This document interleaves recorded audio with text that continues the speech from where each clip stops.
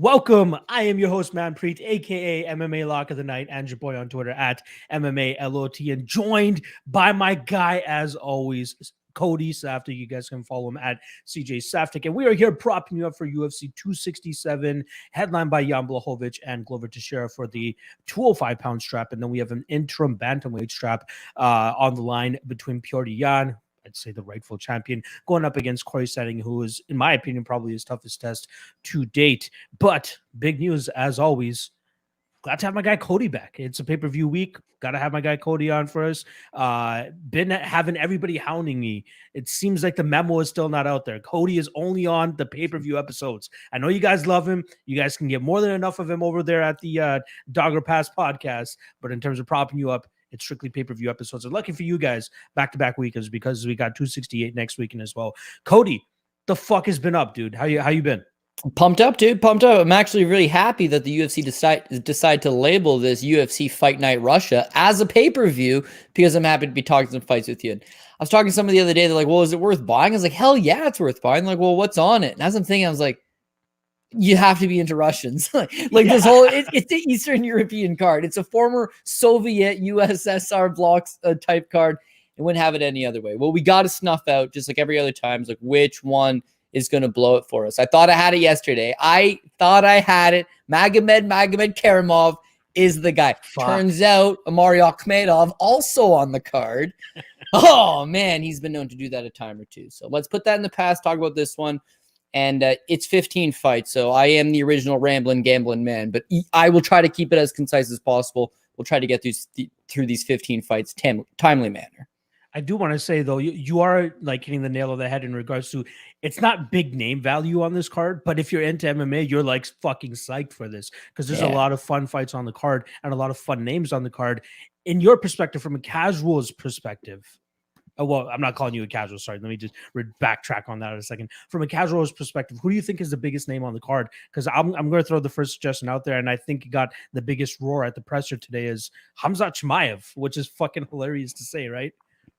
Yeah, well, he's that little golden nugget on the card, right? I mean, if you look at it, you've got two title fights. And yeah, I think Petr Yan's the legitimate champion. I understand this is a title fight where two guys are coming into the fight coming off a loss, which is unusual. But Petr Yan's the best bantamweight, and bantamweight's the best division in all these sports. So yeah, you've got that, and you've got a legitimate title fight between Jan Blachowicz, who's really gone a long way to solidify himself as the best 205er, not John Jones, and Glover Teixeira, who they gave him a hell of a pop too. You know what I mean? Like the fans love Glover, but you're right. Khamzat Chimaev is 3 fights into the UFC. He's also not fought anybody ranked in the top 15, and yet huge pop, huge ovation. And as I'm on board with the fans, I think he's going to smash. I think it's a great storyline. I think people want to see someone come in here and smash, and getting Islam Makhachev and Khamzat Chimaev on the same card. So, and it's in Abu Dhabi, right? So I don't even have to worry about Mark Smith screwing me. So I'm happy all over the place. They should go back to the old school days of like naming pay-per-views.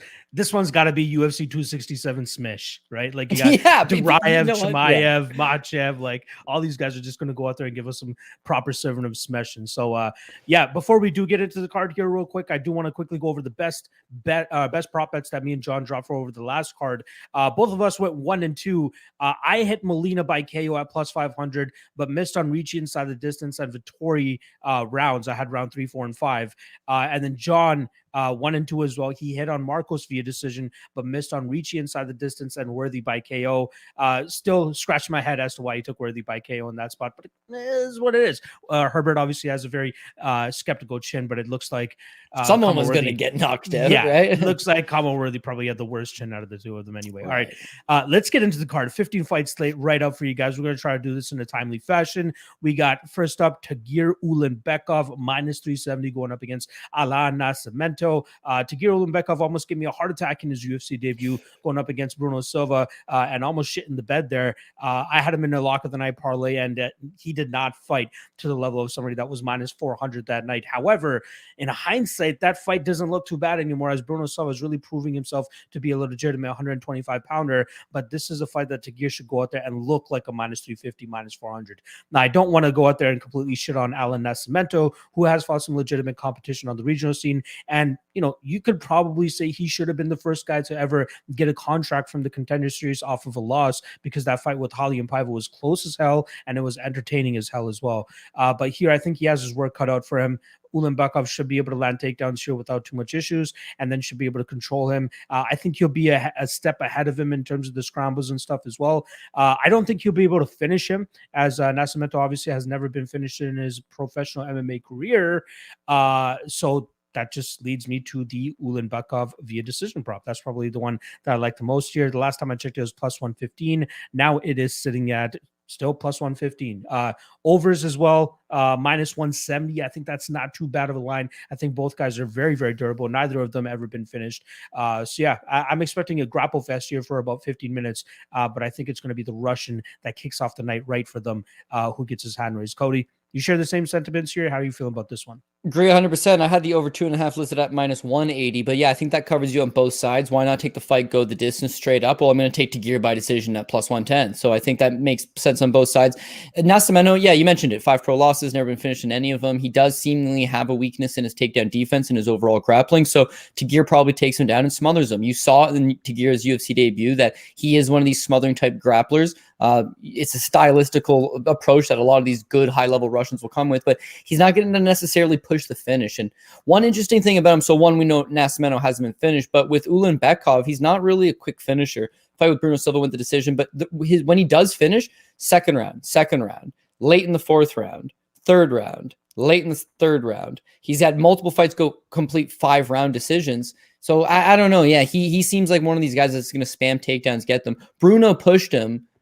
I hope he doesn't get pushed here, but I agree. The only thing that would worry me is the 1-year layoff. He's pulled out of 3 fights here and there with injuries. He's 30 years old, but come on. The guy's been training in the mountains of Dagestan with Khabib since he was 13 years old. He's part of the inner clique. He's a great wrestler. And whereas Paul was a little concerned that he's not strong enough to hold the guys down, it doesn't matter. If they get back up, he'll just take them back down. Rinse and repeat for at least 2 of the 3 rounds, get the decision. So over 2.5, Tygir by decision. We're on the exact same page with both of those. Yeah, it seems like he has the cardio to do that, so I feel like he should be able to do that. And last thing to know about the specific matchup, Ulanbekov, normally the taller guy at featherweight, at flyweight there at 5'7". This is going to be the 3rd time he's faced anybody taller than him, but he still hasn't had any issues with anybody that was taller than him in the past, so I don't think it's going to make too much of a difference. All right, let's move on to the next one here. We got Damir Ismagulov, my dark horse in the lightweight division, going up against Magomed Mustafaev, minus 275 for Ismagulov, plus 235 for Mustafaev.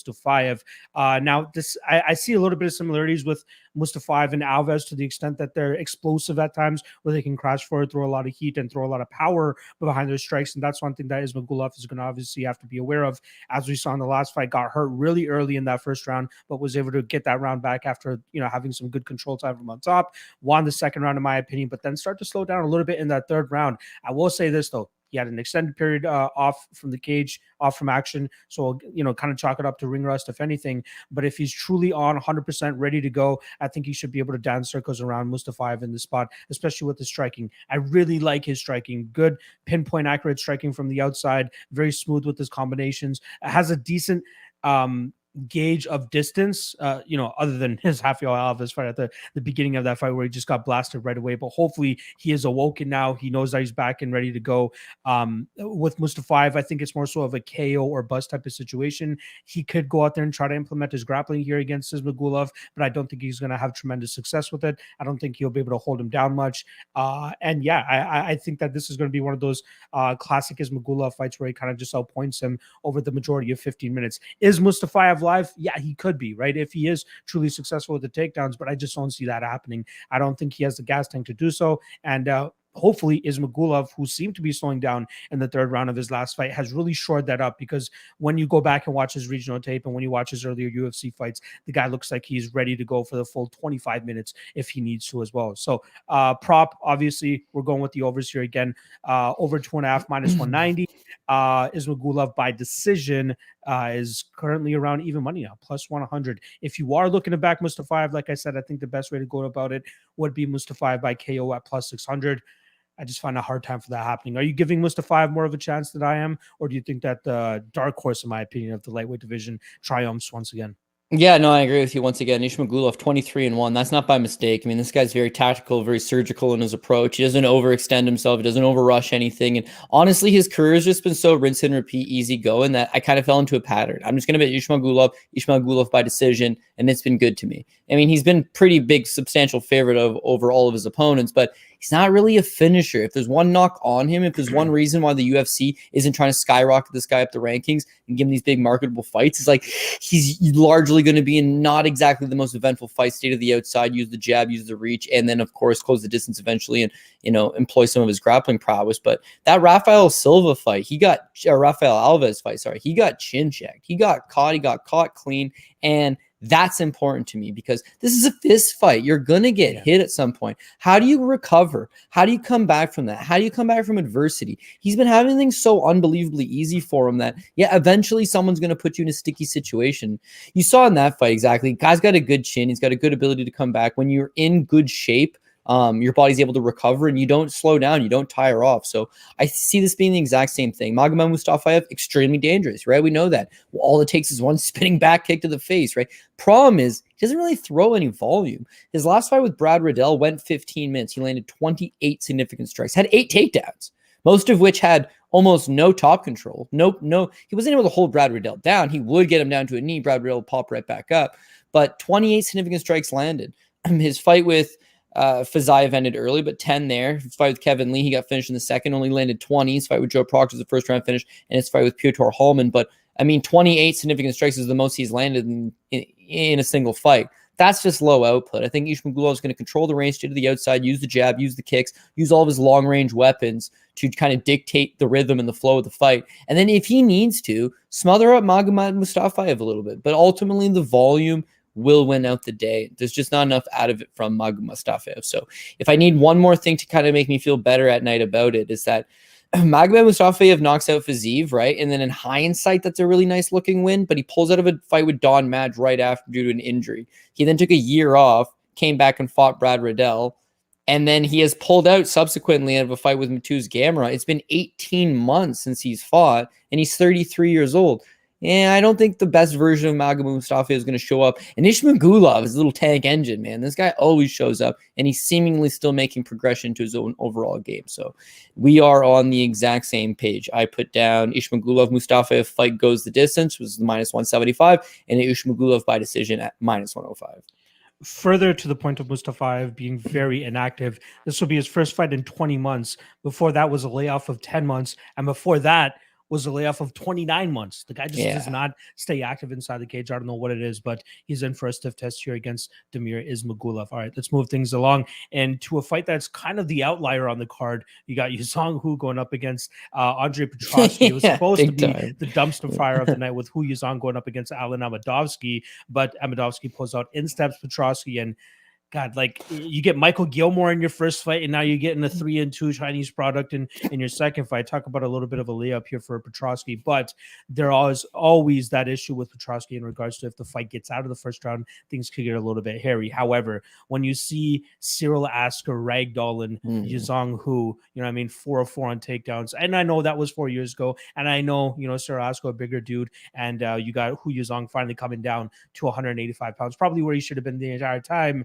I just think there's too much of a gap on the ground once this fight hits the ground, and I think that Petroski will be able to do what he normally does, which is snatch up an early submission here. I think the two ways of playing this fight would be Petroski round 1, which is plus 250, or Yuzong Hu, or Hu Yuzong, however you want to say it, plus 1900 round 3. Now I know Petroski got that third round submission against Michael Gilmore last time around, but I think we'll get at least a little bit more resistance from the Hu Yuzong side should this fight get outside of that first round. So my money's likely going to be on that round 1.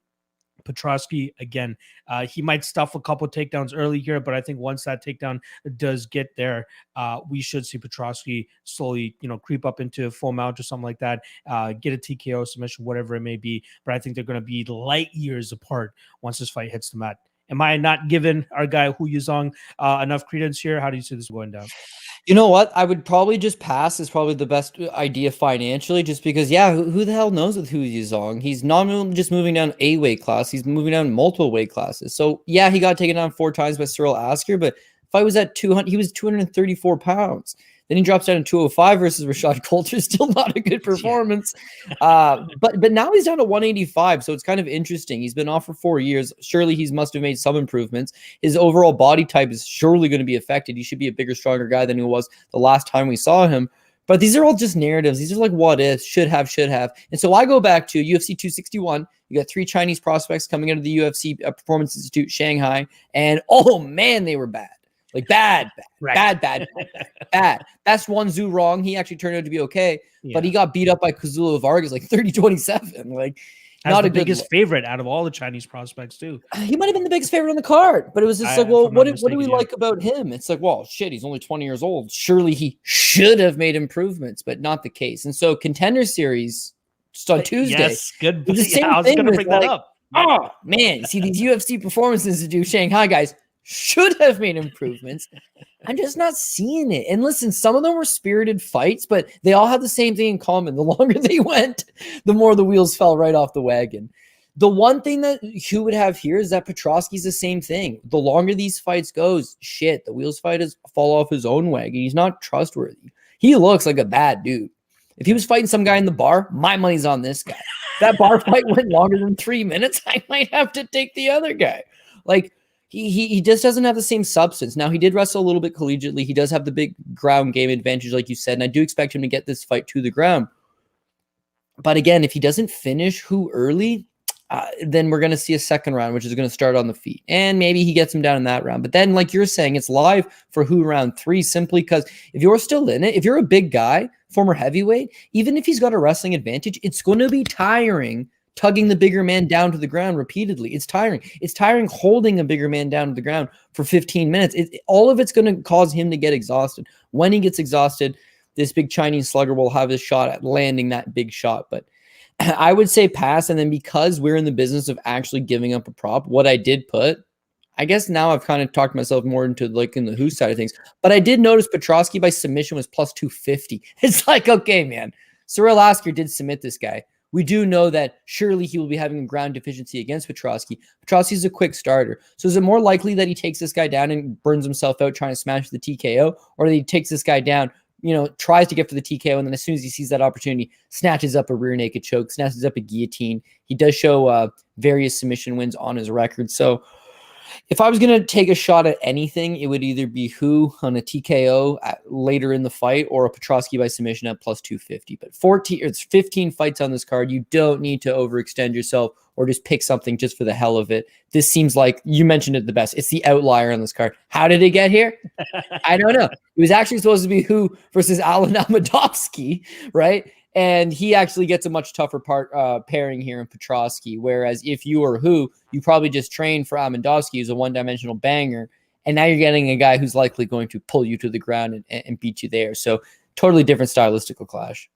One of the things in that Asker fight that just kept happening over and over again was Who giving up his back, and he can't be doing that against a high-level BJJ guy like Petroski. So hopefully over the last 4 years, he's been drilling not giving up his back, and especially for this matchup here. All right, let's move on to the next one. Let's get back to, legitimate fights. We got Makwan Amirkhani going up against Lerone Murphy, minus 300 on Lerone Murphy, plus 250 on Makwan Amirkhani. I think right off the bat, me and you can kind of agree that minus 300 on Murphy is a little bit crazy, but this should be an interesting fight. I was kind of leaning the fight doesn't go to decision because I could see an early Makwan Amirkhani submission. We know he's a wizard with his Darce chokes and his Anaconda chokes and all that, but he does seem to slow down later in fights and then really slows down later in fights. And I think that's where Lerone Murphy could possibly get him out of there in the third round.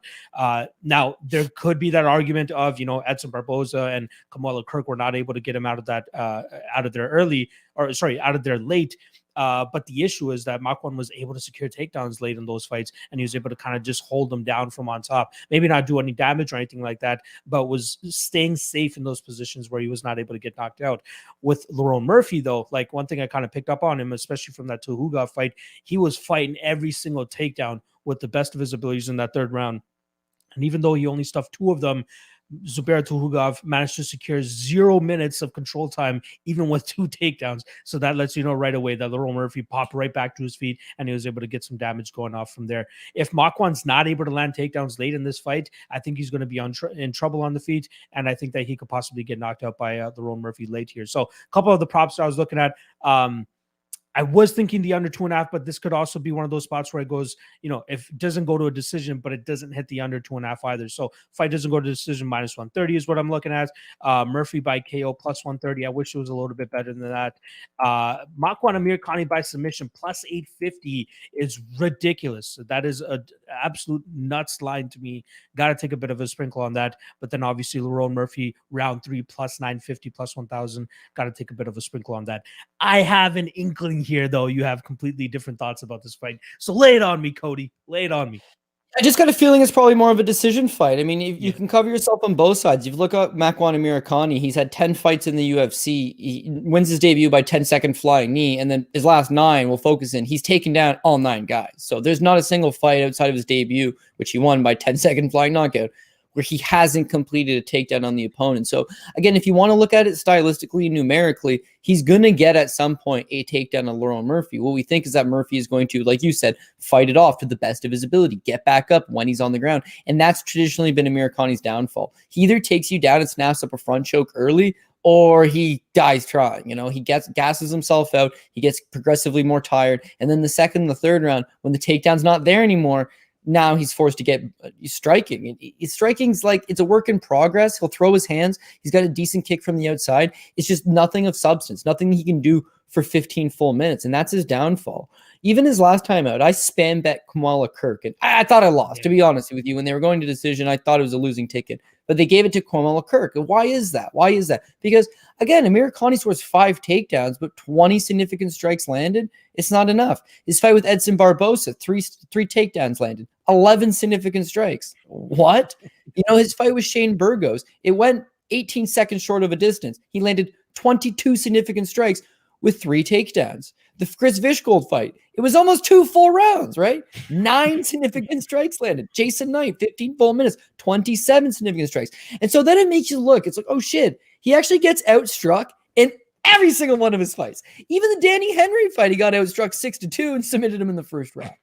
It's a massive problem, and it's going to be a problem here too. Lerone Murphy does get taken down in the early portion, but he's going to start to fight it off. He'll start to tire him out, and he'll beat him. The thing I will give Amirkhani credit for, when you look at his losses, Kamala Kirk decision, Edson Barbosa, going 15 minutes with Edson Barbosa, not an easy task. He also got knocked down twice in the fight, still survived. Shane Burgos did knock him out, 18 seconds left in the fight. And Shane Burgos, he's kind of a hot hitter. Arnold Allen, another decision. So durability to me with Amirkhani, not really a problem. When he does get hurt, he just goes to his wrestling, tries to grind down the pace. Lerone Murphy, meanwhile, he does show the 1 win over Ricardo Ramos, but besides that, you've seen the fights with Andrade and Zubair Tukhugov. If he's got to force to stuff some takedowns, play range, play a smart game plan, he's not like a big power striker. He's not like a super refined guy. I think he does get the win. I think he'll get a better, you don't want the 3-1 right now. I think you'll get a better live money line on him because he either loses the first round or maybe loses the first 2 or 3 minutes. At the very least, a competitive first round. You should be able to get a better price on Murphy, and then I think he pulls away in the second or third and ultimately wins the decision. So again, what I marked out for my bets here, I'm going to go with Murphy Amirkhani, fight goes the distance, minus 110. If Amirkhani's wrestling is good enough to ground him for 2 of the 3 rounds, he's not finishing Lerone Murphy. So even if an Amirkhani upset happens, I got the fight goes the distance. And then if Murphy does what he does, I still don't think he gets that knockout. I think he wins a decision. And at plus 165 on a Murphy by decision, really not that bad as far as I'm concerned. Oh, last thing is that Amirkhani was supposed to fight Tristan Connolly in this spot. So Murphy's actually somewhat short notice. He did have another fight pull off like a month ago, and I know it's like visa issues and whatnot, so he's going to be in good shape, sure, but it's not like he's been preparing specifically for Makwan Amirkhani for 8 or 12 weeks and is ready to go out there and TKO this opponent. I think it's going to end up being one of these fights that goes 15 and that he wins at 29-28 at the very least. I like it. All right, let's move on to the next one. We got the return of Lord Michal Oleksiejczuk going up against Shamil Gamzatov. In terms of odds, we're looking at minus 140 for Gamzatov and plus 120 for Michal Oleksiejczuk. Now, Gamzatov actually opened up at minus 180, so there's been money coming in on Lord Michal here. And I kind of understand it after you run the tape. Like, if you're expecting Gamzatov to be one of those Russian wrestlers that's just going to try to grapple fuck you to death, you're in for a rude awakening because that's not his style here. He likes to be one of those guys that likes to play from the outside, use his crisp, clean striking to really try to put it on his opponents, and win like decisions, like very close decisions. Even his fight against Klidson Abreu, very close fight, probably could have gone either way, but that's how he fights. Now you got a guy in Lord Mihal who has shown, even in his last fight, he can go at 15 minutes if he needs to, and he pushes the pace the entire time, stays in your face, unloads with the boxing, does not discriminate with the target either, really digs to the body when he needs to, and then also comes up top once he's able to get your hands to go down. I like me some Oleksiejczuk in this spot. I think he's going to be able to spoil the Russians' hometown fight here, or home crowd fight here, we should say. And I think he's just going to continuously march forward. I think his chin will be good enough. My concern is if Gamzatov decides to, let's say, wrestle, because I think that's usually the way that Oleksiejczuk loses his fights, right? He seems to be a little bit of a fish out of water once his back touches the mat, but we'll see Gamzatov if he decides to go that way, because historically speaking, that's not really the way he decides to fight his opponents. With that said, I like the Oleksiejczuk side here. I do think you will see it go the full 15 minutes. Over 2.5 is -170, and Oleksiejczuk by decision is currently sitting at +290, which I think is an absolutely crazy line here, as I think that's probably his most likely way to win. Does he knock Gamzatov out? I'm not 100% sold on that. I think that he's one of those guys that just peppers you and peppers you and peppers you, and Gamzatov seems like the kind of guy that will be able to take it. However, I think that O on Gamzatov's record is about to go, and we got Oleksiejczuk winning this fight by decision. Like I said, +290, I'm going to be sprinkling that. How you feel about this one? Yeah, I got the same thing again. I took the shot on Oleksiejczuk at +120 yesterday. I think that he's definitely a live underdog here. And yeah, I think when you think about Team Russia, and there's so many good Russians on this card, that it gets you caught in this mindset of just like bet all of them. Bet all the EVs, right? Bet all the OVs.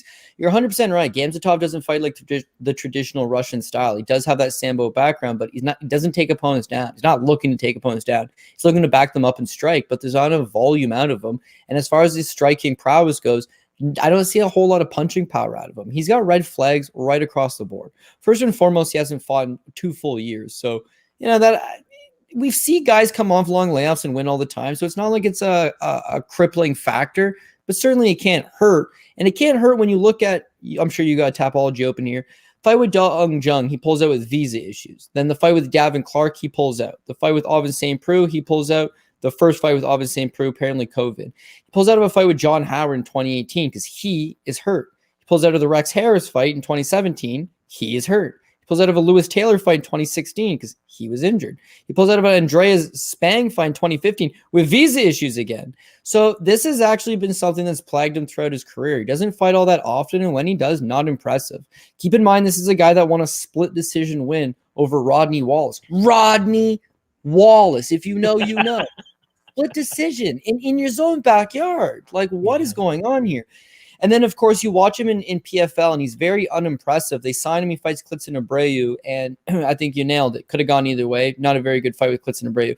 Keep in mind that Klidson Abreu went on to have an abysmal career after that. He got knocked out in the first round with Jamal Hill. He then was released from the promotion. He showed up in a couple grappling tournaments, really large and out of shape. And they got signed to PFL, where Jamel Jones, yes, Jamel Jones, if you know, you know, knocks him out in the first round. So Gamzatov's fighting low-level guys and not looking good against low-level guys. Whereas Mikey O, Ulanbekov, I like this kid, 26 years old, but you can see he was always a matter of time of when he's going to put it all together. Do you remember his fight with Oezdemir St. Preux? He annihilates OSP in the first round, 10-8 round. Absolutely beats him pillar to post. I had an IV there, man. I did not expect that cardio dump, though. And in the second round, it was like, it's like, oh, no. But I kept going to the fact it was like, geez, he's 24 years old, and OSP fought John Jones for 25 minutes in a title fight, a couple years before that. So this kid will eventually put it all together and figure it out. When he does, good things. Unfortunately, draws Jimmy Crute, who's a lot better on the ground, and they're both young. They're both in a similar situation. But the Modestas Bukauskas fight, it looked like his cardio was improved. It did look like finally he could go 15 minutes. It wasn't the most impressive fight going, but again, I think he's just working out parts of his game. He roasts the body fantastic. He's going to be able to slow Gamzatov down. He's got better footwork, superior hand speed all around. And even if he was to tire out and get tired and kind of slow down his pace, Gamzatov's not really a workhorse himself. So he's live at the very best, and they're going to give you plus money on him. Why not take a shot? So I agree with the Oleksiejczuk. If you did want to cover yourself on both sides, not that it's a very appealing price, but I think the over 2.5 at -175 as well. Oleksiejczuk's got big, heavy power punching, but I don't think he knocks out Gamzatov, who's fairly durable, and Gamzatov doesn't push enough of a pace. So I think it goes to decision regardless who gets it. And the over 2.5 at -175, not bad. It's interesting that Oleksiejczuk is like naturally improving now, because obviously we know what his UFC debut was like. He went 15 minutes, putting the pressure on Khalil Roundtree, and won a 50-minute decisive decision, just as he did against Mr. Blachowicz last time around. But after that fight, pops for steroids, fight gets changed to no contest, and his next couple wins are a bit first-round knockout. But when he gets extended to the second round with Ovin St. Preux, that's where he death gasses and then eventually gets finished. But improvements, like we said, natural improvements, hopefully, from the Blachowicz fight that he can bring over here against Gamzatov. All right, let's move on to the next fight. We got Eliseo Zaleski dos Santos going up against Benoit Saint-Denis. In terms of odds, we're looking at -235 for the Brazilian, +195 for the debuting Frenchman here. Interesting fight, fun fight. Obviously, Benoit, 8-0 record, 7 wins by submission, 1 by knockout. Never seen the judges' scorecards, obviously. And then Zaleski dos Santos, we always know he's fun to watch here. Benoit, just from watching some of his tape, looks like he wants to go out there, try to drag it to the ground, get his submission game going. Seems to be a submission over position kind of guy. And usually when I see guys like that, I love taking that under 2.5 prop here. And that's what I actually pulled the trigger on earlier this morning. It dropped roughly around -129 on Pinnacle. I had to take some shots on that. I have a unit and a half on the under 2.5 here, as I'm expecting either Benoit to, wrap up something early here. And if he's not able to, I think he's going to be in trouble on the feet. And I think we might get a highlight reel knockout here from Zaleski dos Santos. So props, like I said, under 2.5 is what I'm, not what I'm looking at, what I've already pulled the trigger on, but specific props, dos Santos by KO, +165. I don't mind that line. It's interesting that Saint-Denis submission prop is actually +420, and that's probably his best path to victory. However, I'd be surprised if he submits Zaleski here. I know Zaleski's been submitted twice in his professional career before, but we're talking about 8+ years ago when he was strictly like really just a capoeira guy. Since that amount of time, I believe he's really, shored up those holes, and now we see him actually going out there and landing takedowns to secure rounds and all that type of stuff. So you really see his fight IQ shaping out, and he's becoming a better fighter. Not to mention, I thought he won that last fight against Mustafaev. I really don't know what the judges were watching there. Close fight, don't get me wrong, but I felt like that first round should have easily been on the Dos Santos side. Is what it is. Here he is taking on the newcomer, like I said, but I think he should go out there and give us a classic Zaleski knockout here. And my main play, like I said, under 2.5, -130-ish. Me likey. How are you seeing this one, Cody? Yeah, listen, if everything goes accordingly, you should absolutely be right on all those points. I mean, listen, you got Zaleski dos Santos. This is his 12th fight in the UFC. His opponent, Saint-Denis, is fighting for the very first time in the UFC. So experience goes towards him all day long. I thought he won the Muslim Salikov fight as well. But on top of that, he's got wins over Max Griffin and Sean Strickland within the division. So he's got notable wins. He's got big experience. He's the bigger power puncher. He's going to be a little bit faster, better guy, agile. Yeah, I think he wins this fight. Only one concern is that he has not fought now in, I think, 15 or 16 months, and he's 34 years old. He pulled out of his last fight with Shavkat Rakhmonov about a year ago, citing an injury, and then this is the first time we're seeing him since then. So in case something was to go wrong, in case he's not coming back quietly as the same guy, I think you nailed it, man. I think you just take – I put down fight doesn't go the distance. You took the under 2.5. But not a bad price tag, quite honestly, at -190. When you look at Zaleski dos Santos, yeah, he's got a lot of finishing ability. Sure, his last 2 fights have gone to decision, but Muslim Salikov is tough as nails. And honestly, Alexei Kunchenko is tough as nails. Like, guy's very, very durable. Limited offensively, but very, very durable. And then prior to that, it's almost everything. The Jing Liang Li fight, Curtis Millender first round, Luigi Vendramini flying knee in the second, Sean Strickland a spinning hook kick in the first. Like, there's a lot of quick finishes out of him, right? When you look at Benoit Saint-Denis, it's the same thing, right? He likes to get these guys down. He likes to finish them early and often. He comes out of Bulgarian top team, and a lot of them fight with a very similar style. They like to just close the space, get a hold of you, rough you to the ground, and try to have a lot of lengthy time on top. But the striking is very herky-jerky. I mean, they don't move particularly well. They're not very soft and fluid. And I think at some point, Benoit Saint-Denis goes out there, probably does get a takedown, muscles him up against the cage, forces himself, starts to tire, starts to fatigue. when he does, Zaleski Santos takes over. So I'm actually going to look this one from a live betting opportunity as well. I think you might be able to get a slightly better price on Dos Santos after the first 2 or 3 minutes, let's say. But I think we're pretty much in agreement. Zaleski Dos Santos likely knocks him out. Should be the victor inside the distance. But why not just take the under 2.5? Why not take the fight doesn't go the distance? And literally it's going to cover you on either side, depending on who gets the victory. They're probably winning inside of the distance. Love it. I love it. Shout out to our guy, Dan Goldstein. Remind you guys, curb stop that like button for these two bearded intellects. Smash! Yes, we are both rocking the beard right now. I was actually giving Cody a little bit of grief before we went on live for already rocking the toque, end of October, but it is cool as fuck up here in Toronto. Yeah, I went to a maze last night. It was like, I don't know, it was like 10 o'clock at night. You couldn't see shit, right? Wow. And it was just this dark-ass maze. I'm out there. I'm freezing my ass off. Dawn's on me. I'm like, I'm 30 years old. What am I doing in this maze at 10 o'clock at night? Anyway, yeah, and I got PFL on my phone, and I'm like half lost. And I'm just like, DJ. Man, I don't want to. Yeah. Oh, wow, things were going bad, but I let it ride on Cooper. Thank God he came through. And then, Kayla Harrison's minus 5,000. There was nothing to be made there. So I got out of the maze. One piece, check it out. Boom. Got all 6 clues, even solved the world problem. But yeah, I was freezing cold the entire time. Woke up this morning, I'm like, pull out the winter clothes, long johns, wool socks, and of course the toque. Yeah, you got it, buddy. I love it. I love it. I'm not looking forward to shoveling snow this winter, but it is what it is. All right, let's keep this train moving along. We still got 10 or 9 more fights to go. And this next one I'm very excited about because we got the UFC debut of Albert Duraev, minus 340 now, going up against Roman Kopylov, making his second making his second walk to the octagon, coming in at plus 280. Now, when I originally started taping for this fight, I started off on the Kopylov side of things, went through his regional tape, and obviously to his fight with Carl Roberson. But like his regional tape looks pretty damn good. He has good striking from outside, but you kind of start to get the idea that the level of competition was very sketchy, especially that guy Colby Ortiz, who he was like a minus 750 favorite over, which I found out after the fact. But even once the fight starts, you're like, how the fuck did this guy accrue a 15-5 record fighting like that? But is what it is. Kopylov was able to dispatch of a lot of these guys. I will say his last 2 fights for Fight Nights Global were impressive.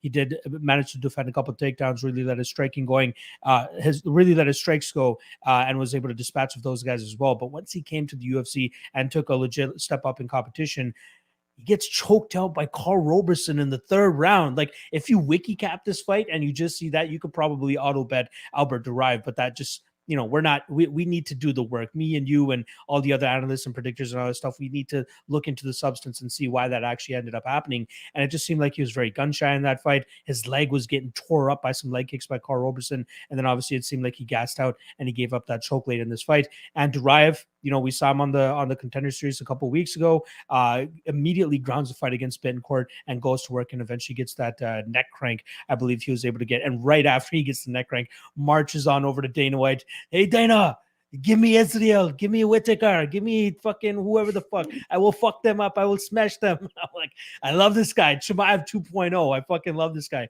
And when you run through the tape, it's hard not to like what you see, man. He's very aggressive, likes to get the fight to the ground. And if he's not able to, his striking game is not too bad either. I think he feels like he can be competitive with Kopylov on the feet. However, I think he shouldn't fuck around too much on the feet. He has been knocked out a couple times earlier in his career. That was down at 170 pounds, where he did capture the title actually for ACA, then moved up to 185 pounds, captured the title over there as well. And now he's finally in the UFC where I think he belongs. And Cody, I think me and you can kind of agree upon whenever we talk about regional promotions, ACA and ACB is probably one of the top promotions that we look at, especially when guys are making their UFC debut, when you want to talk about, level of experience and level of competition that they've been going up against. And ACA, I think Duraev was really facing the best of the best over there.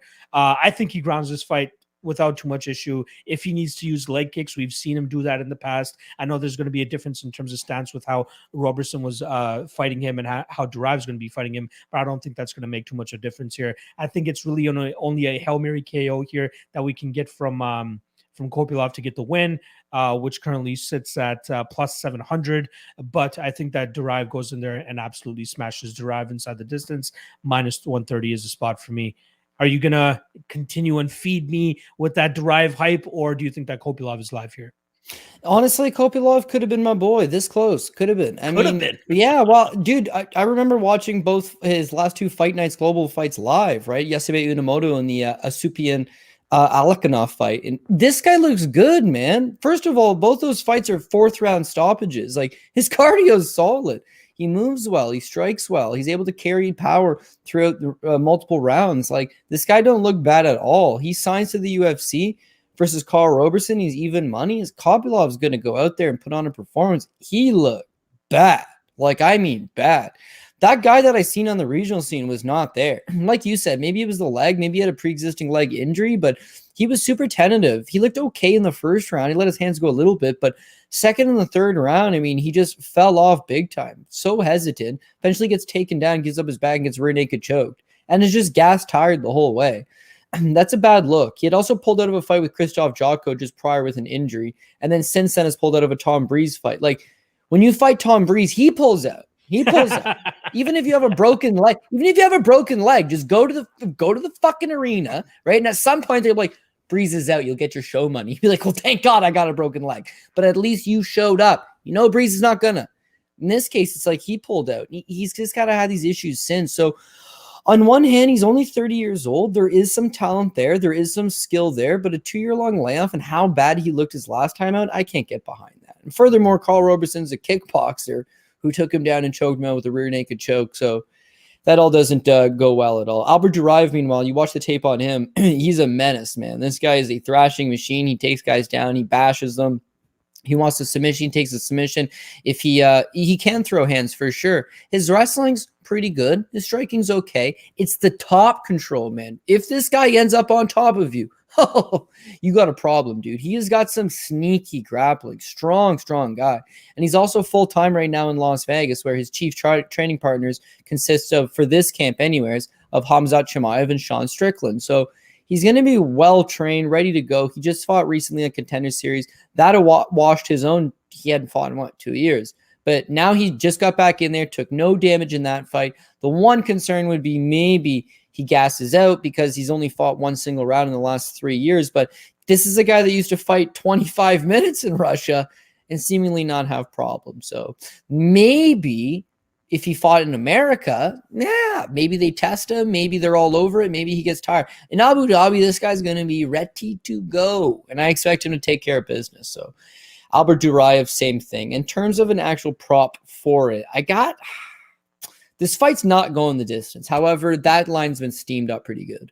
Duraev inside the distance, still not a very good line. Him by submission or him by TKO, couldn't quite tell you, right? He seems to be more of a submission guy. The submission's probably the way to go here, considering you've 160. Yeah, and you've also got Kopylov just got submitted, so maybe there's that recency bias there, but the line just doesn't seem good enough. What I thought maybe was the over 1.5 rounds. Duraev, not likely to finish him in the first. Again, just because he finished his opponent in the first round last time out, it's not like and it's a neck crank, man. When was the last time you saw a neck crank, right? I know. Yeah, never, right? So I think that this one is going to be more, he's going to need to continuously take him down, continuously grind him, and then get him tired. When he gets him tired, then the finish will open up. I do not see this thing going the distance, but I think it gets a round and a half in. And so I took the over 1.5 at -150, only thing I put down.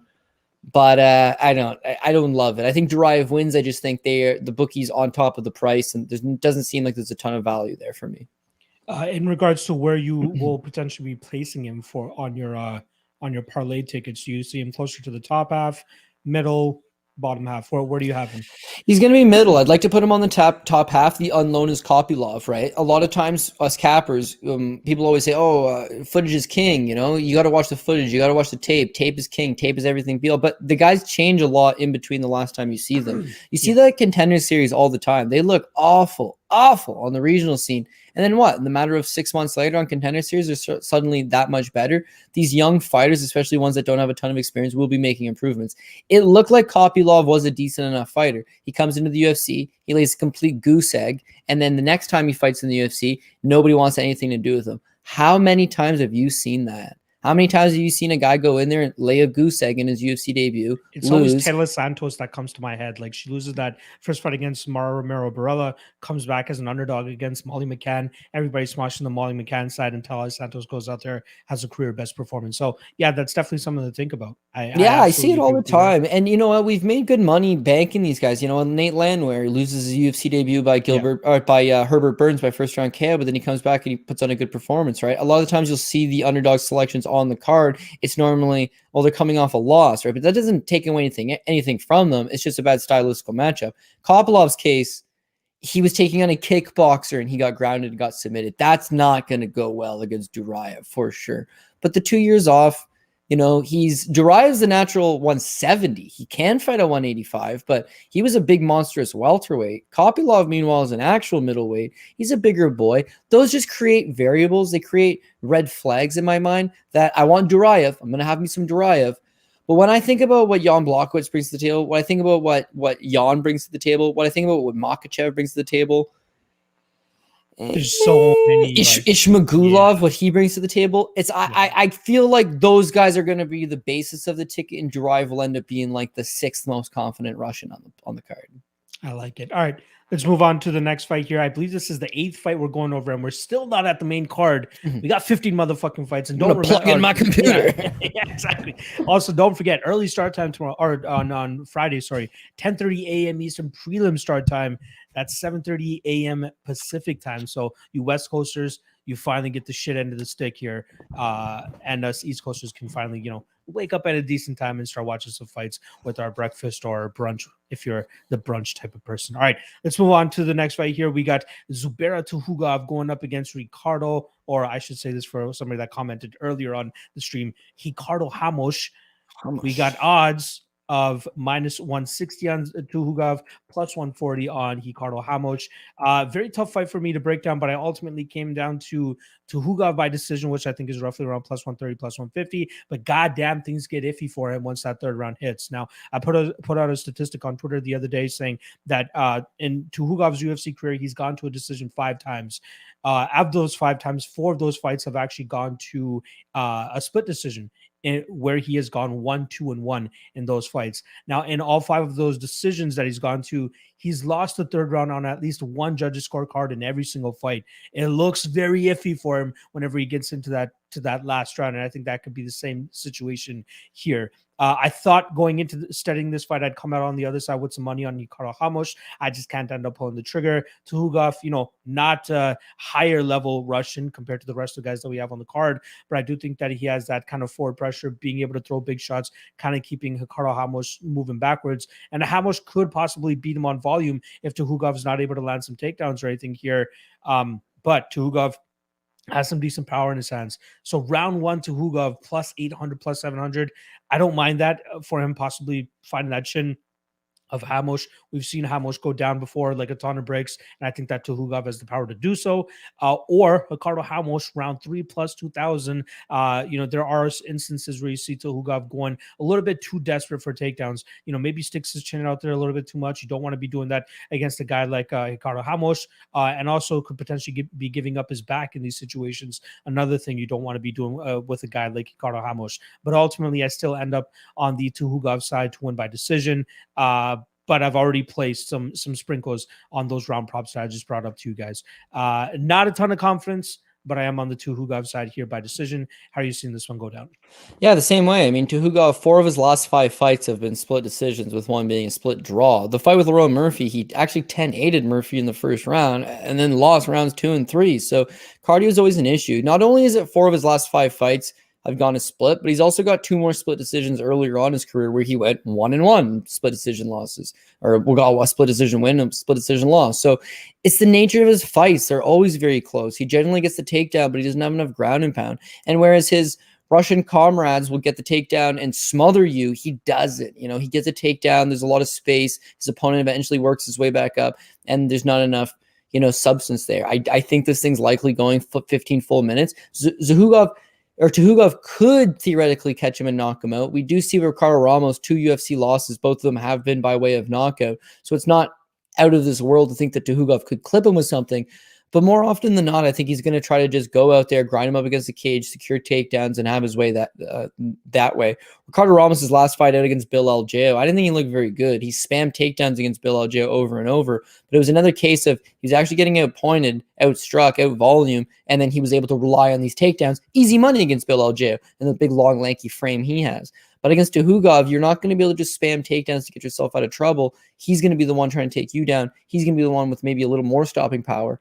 It seems like it's a Tukhugov play all around. However, one of these Russians is going to screw it for me, and this could be the one. So I feel like fight goes the distance at minus 165. It's just a better path for me personally. If Ramos ends up springing the upset, is he finishing Tukhugov? I don't think so. He'll win a split decision because we've seen Tukhugov lose split decisions before. We've seen him win split decisions. They're close competitive decisions. So if Ramos flips the script here and pulls the upset, it's a decision. I'll still hit my 165. If Tukhugov does what he's capable of, you were saying, do you have Tukhugov by decision as well? I have Tukhugov by decision, yeah. Yeah, it seems like if Tukhugov has his way, it'll be much of the same. Maybe 4 landed takedowns, 38 landed significant strikes, 2 of 3 rounds, unanimous decision victory. This is, in fact, in Abu Dhabi, and I would say Tukhugov may get a favorable lean in Abu Dhabi. So I don't know. I don't know. This is tough. He fought Hakeem Dawodu his last time out, right? It was in Abu Dhabi. Let me just check this real quick. There was one whack-ass scorecard, wasn't there? Let's see here. Honestly, I didn't think he deserved a 10-8 in that first round against Lerone Murphy. And if that hadn't had happened, Lerone Murphy would have won that fight. Yeah. So Lerone Murphy would have won that if not for the 10-8. And then, David Torelli scored rounds 1 and 2 for Tukhugov against Hakeem Dawodu. So I don't actually, you know what? That was a close fight as I remember it. It was very close either way. And I thought that they would screw Hakeem Dawodu, the Canadian, over in Abu Dhabi, and they didn't. So maybe the whole theory of like these greasy decisions, but he's in a lot of greasy decisions. So win or lose, we're kind of expecting a greasy decision. Well, let's just take fight goes the distance, minus 165. Who cares who wins the greasy decision? And of course, as far as parlays are concerned, Tukhugov will be making an appearance, but he'll be very low because I do see improvements out of Ricardo Ramos every time out. He's still pretty young. He's still definitely a developing fighter. He's only 26 years old. He's been getting a lot of work at Team Alpha Male in lately. You do see actually that improvement. I think his wrestling looked career best against Bill Algeo. Problem is, it's Bill Algeo. The thing is, he's 26, he's making improvements, and he fights all the time. Whereas you've got Zubair Tukhugov he's Khabib's boy. He sucker punched Conor McGregor one time, got in everybody's good books. But realistically, the guy fights once a year, and his results every year are just middling. They're just so-so. He seems talented. He seems like he could cut the corner at some point. He just hasn't. And for that reason, Ricardo Ramos is a live dog. I just think fight goes the distance is our best path here. I like that as well. I will say it's interesting that Ricardo Ramos seemed to be maybe a little overrated when he first came to the UFC, but now it seems like he's being heavily underrated over his last couple fights. So we'll see if he can find that happy medium and hopefully spring off the upset this weekend. All right, let's move on to, I believe this is the prelim headliner. We got Amanda Ribas going up against Verna Jandiroba in a strawweight battle here. In terms of odds, we got minus 165 for Ribas, plus 145 the return on Verna Jandiroba. And this one's been pretty much talked about the entire week from both sides. And I actually feel pretty strongly about the Verna Jandiroba side here for a couple of reasons. Now, obviously, it looks like on the on the surface, it looks like Amanda Ribas has some pretty good striking, right? Like she, for me, it more so seems a lot more show than substance, though, right? We saw it in the Marina Rodriguez fight where she actually went up against a legitimate striker, tried to strike with her for 30, 40 seconds and got completely decimated in that spot. But of course, she's going to be able to go out there and outstrike girls like Mackenzie Dern, who we know her striking is still a little bit of a work in progress. That's why people are just so high on it. That's really the only fight that we see her really touching women up from the outside. She did some good work against Marcos as well. But again, we know what Marcos' striking is like as well. Now, I'm not saying that Verna Jandiroba has a striking that's going to, prove that Amanda Ribas has fraudulent striking, but I think that it's going to allow her to kind of close the distance a little bit easier, get in on the hips, try to look for takedowns, and go to work the way that Verna Jandiroba goes to work. Now, everybody's always going to be pointing to that fight with Mackenzie Dern for Verna, saying, if she lost to Mackenzie the way that she did, why do you think that she's going to beat a girl like Amanda Ribas? My argument for that is we didn't see the Verna Jandiroba that we normally see, and I think that's in part to do with that Verna probably didn't didn't feel comfortable on the ground, thinking that she could out jiu-jitsu what Mackenzie Dern brought to the table. Because when you watch Virna Jandiroba fights, like she's shooting 2, 3, 4 takedowns a fight and controlling these women on the ground or going getting submissions. But in that fight, she shot 1 takedown. She got it. She got some good top position in that second round. But there were plenty of instances throughout that fight where you see she could get top position, but allowed Mackenzie Dern back up to her feet and just said, let's strike instead. I don't think she's going to do that here against Ribas. I think she's going to get through that no man's land zone, that distance. She'll be able to get in on the hips on Ribas and get this fight to the ground. You can say what you want about the statistics of Ribas's takedown defense, 85%, sure, but that's one of those spots where you got to look a little bit harder to realize it's a little bit of an inflated number, especially considering that Mackenzie Dern went 0 of 6 on takedowns in her fight against Amanda Ribas. But Randa Marcos was able to land the first takedown that she threw on Amanda Ribas there. So I think that Jandiroba will trust her jiu-jitsu over Ribas's, which I think a lot of people can agree on. She probably has a better BJJ there. And if she's able to get this fight to the ground, I think she's going to be able to control Ribas. I don't know if she'll be able to submit her. It's a possibility, but I am leaning more so with the Jandiroba by decision, which I believe is currently sitting at plus 300 now. Good God, that's a lot wider than I thought it would be, to be honest. But that's how I see her winning this fight, man, dragging this fight to the ground.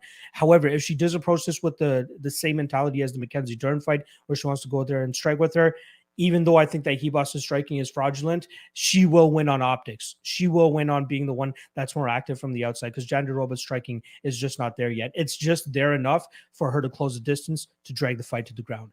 But I think that we'll see Jandiroba spamming takedowns like she normally does, and then being able to control Ribas on the ground. So I'm going Virna Jandiroba, and I will most definitely be sprinkling that plus 300 decision prop. However, even on the money line, I think there's going to be some more Ribas money coming in throughout the next couple of days, and I'll probably wait out and maybe hopefully get Jandiroba plus 150, plus 160, depending on how much Ribas love actually comes in. How are you seeing this one go down? Yeah, I took the dog shot on Jandiroba as well. You got to have a couple underdogs on this card for sure, just like every other card. And yeah, I don't mind what Jandiroba brings to the table. I think that her striking, even though it's not refined at all, is starting to make some improvements. You saw the Mackenzie Dern fight, not good. The fight with Kanako Murata, literally one fight later. It's like she's spending a lot of time in the gym working on her striking because she knows she's got advanced grappling. She knows her wrestling's decent. It's the big hole in her game is, what if the fight doesn't hit the ground? Can I stand with these girls? And I think in that regard, she's getting a little bit better. Amanda Ribas, meanwhile, she's been the benefit of the opposition level, right? And you nailed it, really. It's like, okay, she shows an 85% takedown defense. Okay, so her last fight, Marina Rodriguez, shot 0 takedowns. The fight before that against Paige Van Zandt, she shot 0 takedowns. The fight before that, Ronda Marcos goes 1 for 1. Why Marcos didn't shoot more takedowns? Well, Ronda Marcos got questionable ring IQ, but she actually did go 1 for 1. The Mackenzie Dern fight 0 for 6, and Emily Whitmire, they're now calling her Emily Shitmire, and she actually also shot 0 takedowns, right? So effectively, only 2 girls have ever shot takedowns on her. Ronda Marcos, who went 1 for 1, 100%, and Mackenzie Dern went 0 for 6. So the whole number is on the 1. I remember Mirko Krokop, my boy, because I'm Croatian. He fights UFC 110, and he fought Anthony Parash as a short-notice replacement. Anthony Parash has got no path to victory in this fight, right? Other than he is a BJJ black belt, maybe get Krokop down. So he shot 11 of the worst takedowns you'll ever see in your life. Krokop stuffs all 11 takedowns. And for years later, they'd say he's got the highest heavyweight takedown defense numbers in the UFC. But it was largely from one fight, right? One fight, he stuffed 11 takedowns. So now in his other fights, even if he got taken down 1 for 1, the numbers always look good. Her numbers looks good. Virna's big, Virna's strong, Virna's physical. And if you don't think Virna's able to go out there and take Amanda Ribas down, she took down Carla Esparza 3 times, right?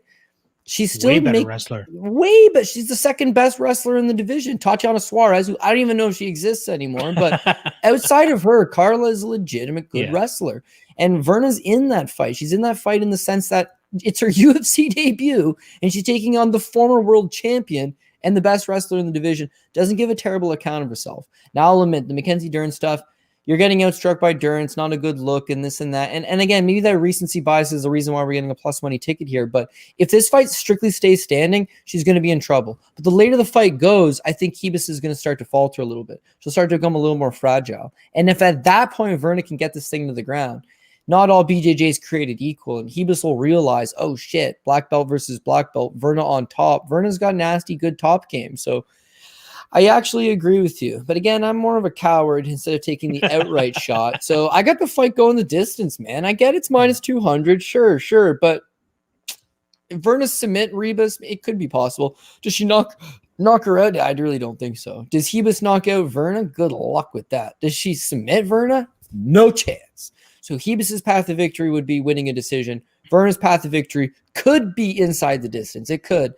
But I could also see her just winning 2 of these 3 rounds, getting this fight to the ground, positionally, tiring this fighter out, and just working the grind. So maybe fight goes the distance at minus 200. But I've got 2 underdogs straight up to this point in the card, and I think we're on the same page with both of them. But I got Mikey O and I got Virna Jandiroba.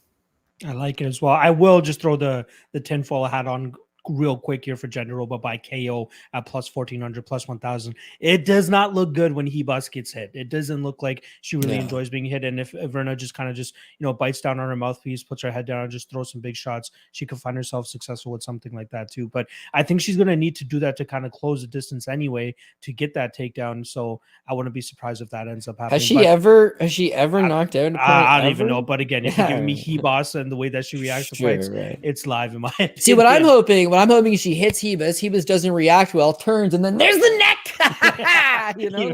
Thanks for giving it to me. You know what? I am wrong. You're right. She has 1 TKO win, 17 wins, 1 by knockout. Good for 6%. But that 6% could be here. What was the knockout? Was it over anybody notable? Invicta? What was it? It was against Kanako Murata, who broke her own arm. Okay. Wow. That was KO by submission. Yeah. No, I mean, she's a submission ace. She has 13 wins by submission, I would think. But that's why you said tinfoil hat, right? And it's minus 14, or sorry, it's plus 1,400. There's a good reason why it's a big price tag. But hopefully Virna puts those hands on her, right? Whether it's a knockout or not. If she just gets a hold of Ribas and roughs her up, I could think Virna could have a lot of success. If you're going to give me plus money, in. Yeah, hopefully she doesn't stick on the outside like she did against Stern. She knows she needs to close the distance, and I hope she can is more than convinced that she's going to have the better striking here. All right, let's move on to the main card. And this is the time that I always like to take to remind the 150 live viewers that we currently have. Make sure you guys hit that like, hit that subscribe, and then show my guy Cody some love as well. We have his YouTube account linked in the description below. He's dropping all that B League stuff in terms of the Bellators, the PFLs, and the Contender Series. I think next week's Contender Series is actually the last of the season, so make sure you guys go ingest some of that good stuff. All right, first fight on the main card. Probably my dark horse, maybe after this weekend, he's not going to be a dark horse any longer. Magomed Ankalaev, the uncrowned 205-pound champ, in my opinion, coming in at minus 280, going up against Volkan Oezdemir at plus 240. I will say this, Cody.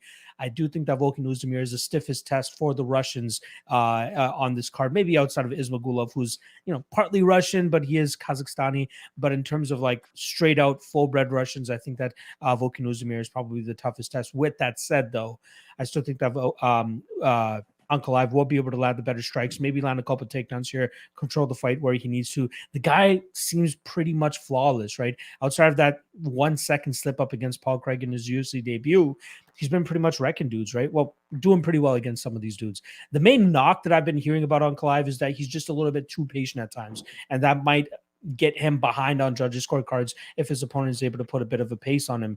And Volkan, not putting a pace on him, but he could maybe outstrike him in the sense of putting more numbers than him up. And that is a little bit of a concern for me on my part. But man, Ankalaev just seems just so clean and crisp and near perfect, man. The guy is very good at striking. Even though he's a little bit disciplined with the striking, when you look at the statistics of his actual strikes here, I think he has like a very small margin of error. Let me just quickly pull it up here. I had the numbers right in front of me.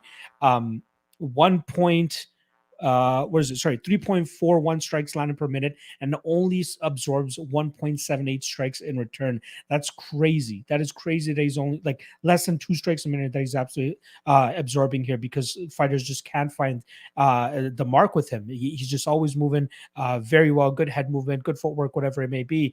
He really makes it difficult for his opponents to find him. I like Ankalaev here. I don't know if he'll be able to finish Volkan. I know Volkan got knocked out in his last fight, but that's by the monster Yuri Prochazka, who has crazy knockout power. I think we'll see a pretty disciplined approach here from Ankalaev. Like I said, full MMA game. Think he mixes and takes downs. Thinks he gets the better of the striking with the more impactful shots, and then takes home a decision victory. And I believe that is currently sitting at +1 or +235 now, Ankalaev by decision. I think that's starting to balloon up a little bit.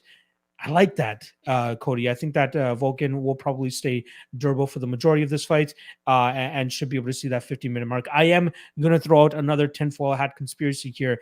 I know Ankalaev has 0 submission victories on his record, but plus 2,600 for him to have success on the ground, which I think he will be able to have here. That slight inkling that he maybe goes for a choke or a rear naked choke, whatever the fuck it might be, at plus 2,600, I might have to take a little bit of a shot. Volkan Oezdemir has been submitted a couple of times in the past, most notably, and we talked about this a little bit earlier on the podcast, via neck crank in Bellator. So I think it's live, especially if Ankalaev is going to be as dominant on the ground as I expect him to be. So maybe I'll throw $1 or $2 on that plus 2,600 submission prop. How are you seeing this one go down?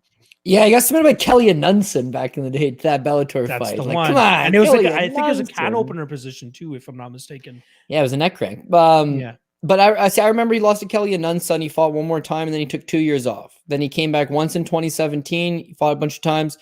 But he had this gap, one fight between 2014 and 2017. Then when he signed to the UFC, was no time. He's knocking people out. Obviously, Peru, he beats him. Misha Churkinov, he beats him. Jimmy Manuwa, he beats him. And he gets a title shot. This is all within 12 months with the promotion. But since then, you see him fall back to kind of competing about once a year now. And with Volkan, yeah, he's got big power. If he hits, he's going to knock you out. He's a good striker. He's a pretty adept guy, but his takedown defense has largely been an issue. His cardio has largely been an issue. And with Magomed Ankalaev, he makes a lot of good choices. I consider him to have a very, very high ring IQ. I know he got submitted with 1 second left, of course, and you can never break down a Magomed Ankalaev fight without bringing it up. It'll haunt him for the rest of his life. I mean, what a bonehead Rightfully decision. so. But he's actually looked like a top 5 light heavyweight in pretty much all of his fights since then. I mean, who knocks out Jan Kutalaba in the first round, and yet he does it twice. He smothers Nikita Krylov. People said he looked bad in that fight, but he looked in control in that fight. He didn't do anything more than he needed to do, and that's what he'll do against Volkan Oezdemir. He'll get the takedowns when he needs them. He'll strike when he needs to. But beyond that, I think it's lull Oezdemir, get him to maybe engage you a little bit, and then get that takedown. Once he gets on top, that's where he'll have his best success.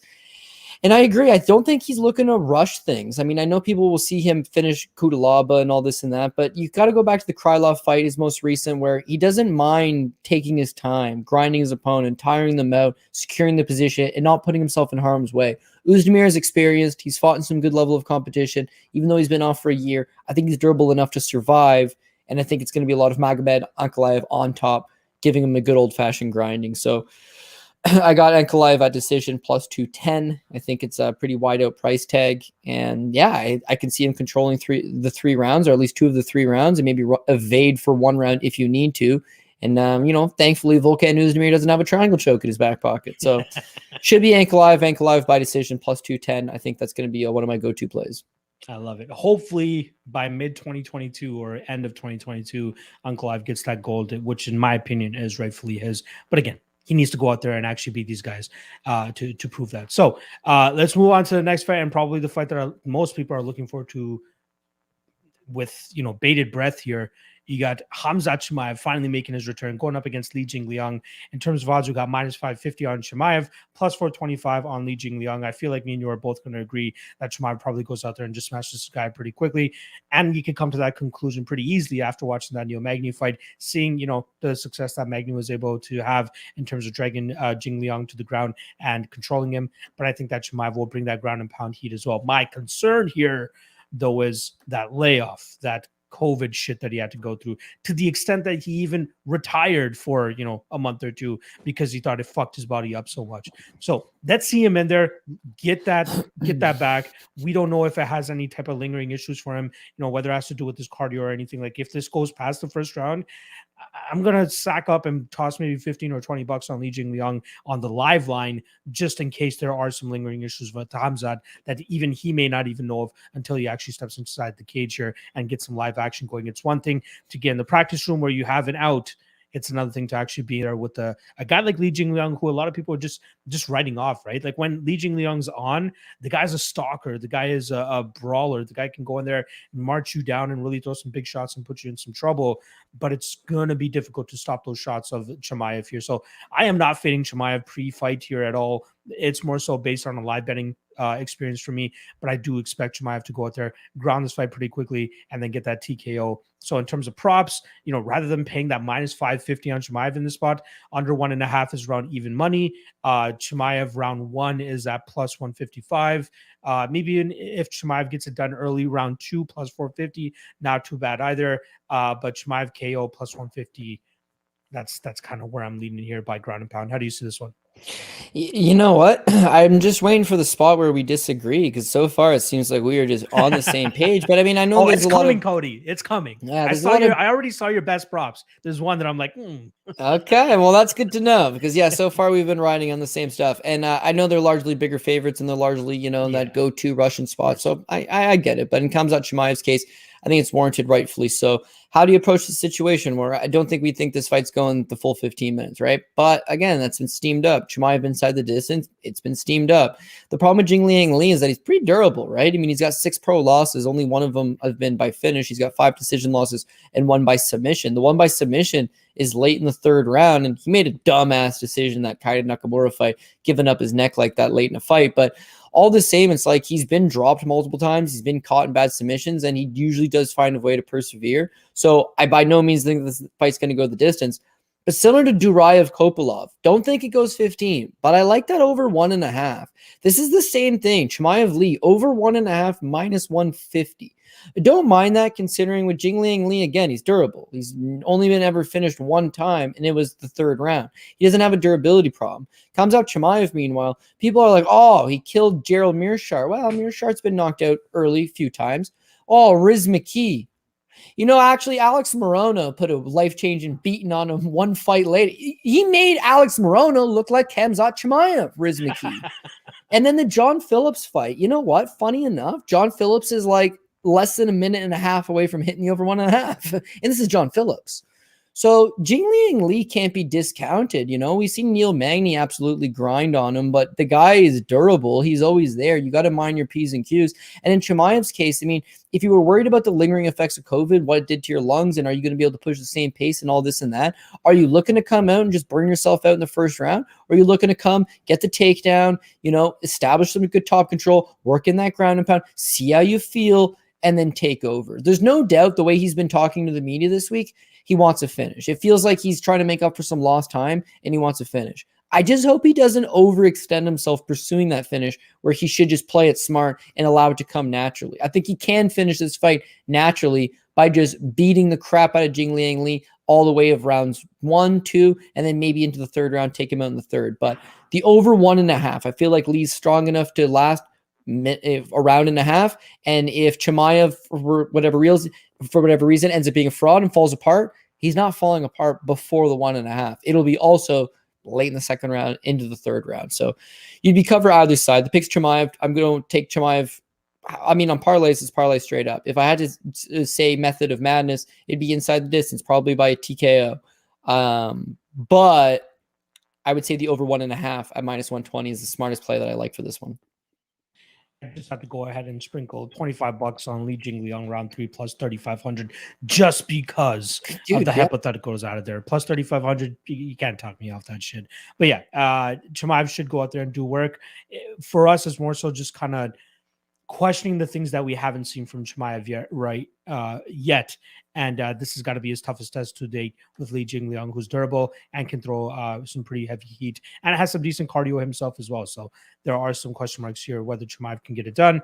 But I'm glad that me and Cody think that he can. All right, let's move on to the next fight. We got Alexander Volkov going up against Marcin Tybura, minus 290 on the big, brooding Russian heavyweight Alexander Volkov, and plus 245 on the pole, Marcin Tybura. Marcin Tybura sneakily on a 5-fight winning streak right now. and most notably in his last 3 fights, he keeps getting dropped and rocked, but manages to come back because of the level of his competition, very abysmal. But Alexander Volkov blows all of that competition out of the water here.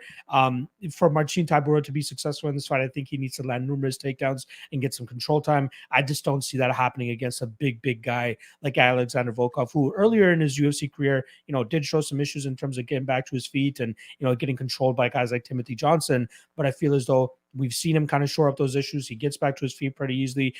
14 takedowns by Curtis Blades, which means that Alexander Volkov got up at least 13 or 14 times himself. So that just lets you know that this guy can get back to his feet. I'd be very surprised if Marcin Tybura is able to control this guy from top position. We've seen guys like Maxime Grishin find the way back to his feet, and Maxime Grishin obviously very, very, he's like a mediocre level light heavyweight, and he fought him at heavyweight on short notice and was able to get back to his feet. So Volkov, I think, will continuously stuff takedowns, get back to his feet, and then start to get comfortable with the striking. And then I think he gets Tybura out of there, probably late first round, early second round. Volkov by knockout, I think, is around plus 135, plus 145. Take my money. I think he's one of the most confident spots for me on the card. Has got to be Alexander Volkov. I'm hoping that we share sentiments on this one. How do you feel like this one goes down? Yeah, I'm starting to feel a little bit better about him. The worry would be obviously, the takedown, right? Path of victory there for Marcin Tybura, 5-fight winning streak. He's been largely utilizing that ground game. And once these fights do hit the ground, he's got a very crafty BJJ game. His stand-up okay, but he can't take a great punch. So you're not going to want to stand up with Volkov for a long period of time. But the more I look at it, the more I think about it, the more I tape study it, I think Volkov could be in for a good performance. You mentioned the Tony Johnson Jr. fight back in the day, Bellator. I love that you reference these old ass Tim fights. Johnson. I meant Tim Johnson. When he fought in the UFC, yeah. Well, fair, but he lost to Tony Johnson Jr. back in Bellator. He just got grinded, right? He weighed 243 pounds. His next fight against Chai Kongo, oh shit, he got grinded again by Chai Kongo. 242 pounds. That fight with Tim Johnson, which he won a split decision, didn't look great. 249. His fight with Curtis Blades, where he got grinded down, 247. And then, that's the last time that ever happens to me, my friend. He lost to Curtis Blades at 247. His very next fight against Walt Harris, 265. The fight with Alistair Overeem, 265. The fight with Cyril Gane, 265. He put on 20 pounds of muscle. When you see him at weigh-ins, he's thick. Like Alexander Volkov was tired of getting grinded up by, he's 6'7". He's a big boy. He's just long and lanky. I mean, he actually lost to a guy named Pat Bennett back in the day in M1, and he weighed in 224. Volkov did. So he's always been the skinny heavyweight, but now he's filled out and been the stronger, bigger, thicker heavyweight. So will wrestlers be able to get him down? Maybe, but it's going to be tougher to get by. And with Tybura, he's not the same level of a Curtis Blades. He's not the same level of a Timothy Johnson's fucking dead to me. I never want to talk about him ever again. But the guy actually was a D2 All-American. So as far as the wrestling game goes, Tybura, it's going to be tough to take down Volkov. It's going to be tough to take him down consistently. In terms of finishing Alexander Volkov, I really don't think Tybura is going to do it. So outside of maybe having success in the first 3 to 5 minutes, it should be Volkov beyond that. And then the deciding factor is this is not in the Apex. It's in a full-size octagon over in Abu Dhabi. So it's going to be a lot harder to track Volkov down and press him up against the cage when you've got to run all that distance. He's going to be able to stay on the outside, play the distance management game. And if the thing does end up in the clinch, he's going to be big enough, strong enough to hopefully keep it upright and work some knees to the clinch, tire Tybura out, and then put him away. Tybura's run's been admirable. And I've actually been riding the high. I bet him over Walt Harris. I bet him over Greg Hardy. I lost to Ben Rothwell one. What could you do? But I had him over Max Grissom, Sergey Spivak. He's serviceable, but you can't take away from the fact that Greg Hardy was beating the crap out of him before his asthma kicked in, which it tends to kick in sometimes with Greg Hardy. And then he was able to take over. If Hardy doesn't take his foot off the gas and tire out, well, I mean, it was going very good for him. Volkov, meanwhile, he's one of these guys that is a 15-minute fighter for sure. You mentioned the fact that he gave up those 14 takedowns against Curtis Blades. It's a 25-minute long fight. So, I mean, this is a guy that fights 5 rounds against Blades, gets dominated with the wrestling for 4 of them, and watch the 5th round. Even Best round by far. Yeah, even the 4th round. Had some good success there. Blades starts to tire out, and Volkov keeps going. And you know what? I just think he's got the cardio. He's got the striking advantage. Him putting on that extra mass is going to hopefully allow him to keep the fight standing. I don't like the fact that it's 3-1. But you can get him at plus 130 by TKO. So that's what I went with. Alexander Volkov, TKO plus 130.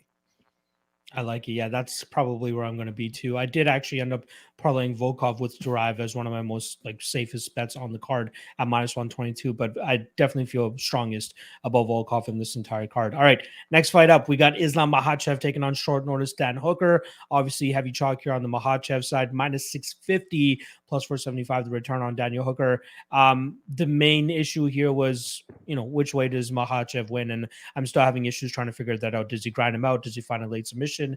I'm leaning more so on the decision side here, as Daniel Hooker, we still need to give this guy some props. My issue with Hooker taking this fight on short notice is you can't be taking the most important fight of your career on short notice. I get you're doing a favor for the UFC, and I'm sure they, sweeten the pot a little bit for you to take the shot, but like, you got to be living on the wrestling mats to be going up against a guy like Makhachev, especially again in the biggest fight of your career.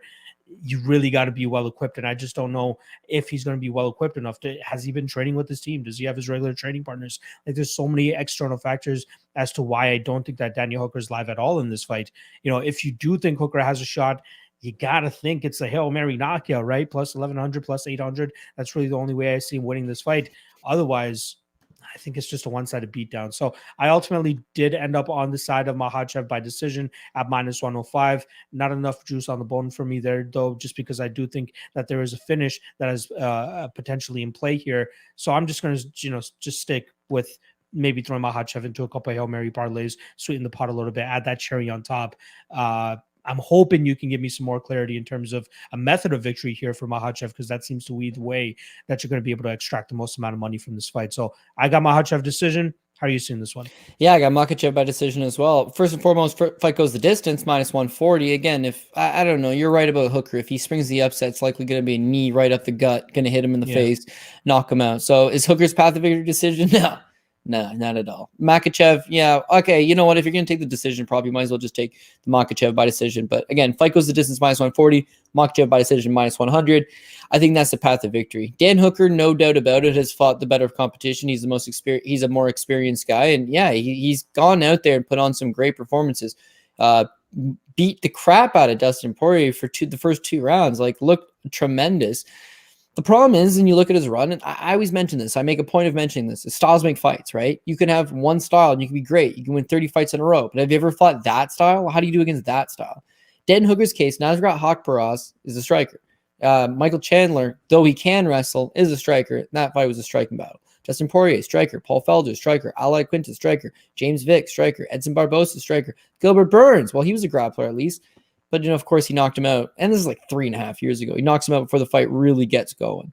All I'm saying is he hasn't really had to face a suffocating wrestler. He hasn't had to face someone who's going to repeatedly take him down, put him on his back, and grind on him. And Islam Makhachev is exactly that. The reason why we go with that a decision victory here is that with Makhachev, the one question about him would have been like, well, maybe he starts to get tired. But he answered that in bundles against Thiago Moises last time out. Did it look like he was getting tired? To me, it did not look like he was going anywhere. But he does have that Khabib style where it's just a grind. They're not looking to finish you early. They will just break you, and then the finish presents itself. So him versus Drew Dober, it's a 3rd-round finish. Him versus Thiago Moises is a 4th-round finish, and his 2 fights prior to that, Arman Saruki and Davi Ramos both go decision. If this was a 5-round fight, I could see him eventually taking Hooker out down the stretch. But in a 3-round fight, I think Makhachev just, secures position, holds him down. Now, if you think about, well, how does Makhachev finish guys with the submission? Dan Hooker, never been submitted. Well, what about Dan Hooker got knocked out by Michael Chandler? Dude, that was a Herculean effort because it takes a lot to knock out Dan Hooker. His chin's notoriously been good. His submission defense has notoriously been good. With that long and lanky frame, he's going to be getting taken down, and Makhachev should be able to have a lot of success from top pressure. Last but not least, Dan Hooker's a guy that fought at 145 back in the day. He's since put on some size and filled out that frame, no doubt about it. But again, he is long and lanky. He's got a high center of gravity. Once he gets pressed up against the cage, Makhachev will be taking him down. Long gone is the theory of work him for the first 2 rounds, and when he's tired, take him out in the 3rd. Like, it don't look like he gets tired. Habib's gone on record to be like, dude, this guy's better than I was. And I was like, okay, I don't know if you're just saying that because he's your buddy, but to say that means a lot, right? It absolutely does. One of the reasons Habib doesn't really want to fight anymore is he's like, not my turn, it's Makhachev's turn, right? They're both in the same weight class, and he respects this kid. He sees that the work he's put in. He's felt the kid in the training room, and now he wants to have the young lion's going to have his glory. So unless this is a Georges St. Pierre, Rory McDonald case where the young lion was actually a fraud, I think Makhachev does actually pick up the crown and carry it for Team Russia for a little while to come. I love how you brought up Khabib saying that he's better than him. It reminds me of something from last card where Merab Dvalishvili was saying that that's Vian guy was a better wrestler. Yeah. No, dog, stop being so modest. Fuck. Yeah, I was thinking that. And you know what? He's sitting with Lilian Joshua. It's like the UFC. Hey, you're from Georgia? Come on. Yeah, come on. Let's pack you guys together. Fuck. She looks good. She got a big schnoz on her, but who cares? Nothing a little surgery can't fix. Well, yeah, we know it. Everyone's got different shapes and sizes. Who's little? Couple performance bonuses. I'm sure we'll see that schnauzer shrink real quick. Shout out to my guy Brandon T here though. Makhachev in round 3 or decision at -175. Not too bad of a shot in my opinion, man. I don't know any bookies up here on my side of things, even Cody as well, where you can bet those double chance props where it's like round 3 and decision gets covered. But if you guys have access to that, I do really like that. You know, Hooker is tough to put away, and if he does put him away, it's probably going to be late. Go ahead, Cody. So I was thinking about this last night, actually. Well, I thought about it a week ago, but I really put some thought into it last night. It would be like an insurance. Imagine you could buy an insurance on it. So you're betting your guy, whatever. If he loses a split decision, you get a push. You get your money back. Now you're going to have to pay some more juice on it, but if your fighter loses a split decision, you'd get a push. So let's say, for example, you bet this guy and he's -200. But for -250, if he wins, well, it's a -250 bet. If he loses, you lose. But if he was to lose a split decision, it'd be a push. You pay the extra juice, and it's split decision protection. Because a lot of people feel they get screwed in these close split decisions. And Claressa Shields did shit the bed, no doubt about it. But you know what I mean? I would have paid the split decision juice on that, right? If it's a close fight. There was no way that was a split decision, dog. But yeah, I'll tell you where I agree. Cody, I put the tweet on. I'm like, I think the PFL forgot to pay off the other judge. Right. They got one. Well, the first round's dog shit. She doesn't do anything, right? But she lands the better strikes, I guess, and she keeps the fight standing. The second round, she lands the better strikes, does get taken down. I'm just saying, if you were to rewatch that second round, she gets taken down, and Montes does nothing on top. She just holds it down. And Claressa Shields, also terrible, is punching from her back. So she's striking off her back, and she landed the better strike standing. It's a shit close round. And the third round, she gets dominated once the fight hit the ground. I'm glad I lost that one. The only reason I say I'm glad I lost that one is I don't like Claressa Shields. She has a shit personality. I don't like these people who are, I'm better than everybody. I'm the best. Give me attention. Me. And all she talked about was everything but the girl in front of her, Abigail Montes. And it'd be like, oh, well, you know, your last fight, you struggled with the grappling. Oh, yeah, Greg Jackson told me I did great. It's like, oh, shit. She's at Jackson Wing. I'm not sure if you heard the commentary, but like Greg Jackson was literally just screaming that the entire fucking time. It was up. You know what? If you didn't know that she was a 3-time, she's a youngest world champion, history of boxing, to win three world titles in 3 different weight classes. Youngest, men or women, okay? She's 66-1 as an amateur boxer. Fought in 11 different countries, won 2 Olympic gold medals. Is currently 11-0 as a professional boxer and has looked nearly flawless and did not know how to throw a fucking punch, right? She sat there and instead of working a jab, surely you know what a jab is, stay to the outside, work your distance, line her up for the right hand. She would bull rush in like this, close the distance herself, clinch Montes. What are you doing? Why are you clinching her? You're the boxer. Maintain range.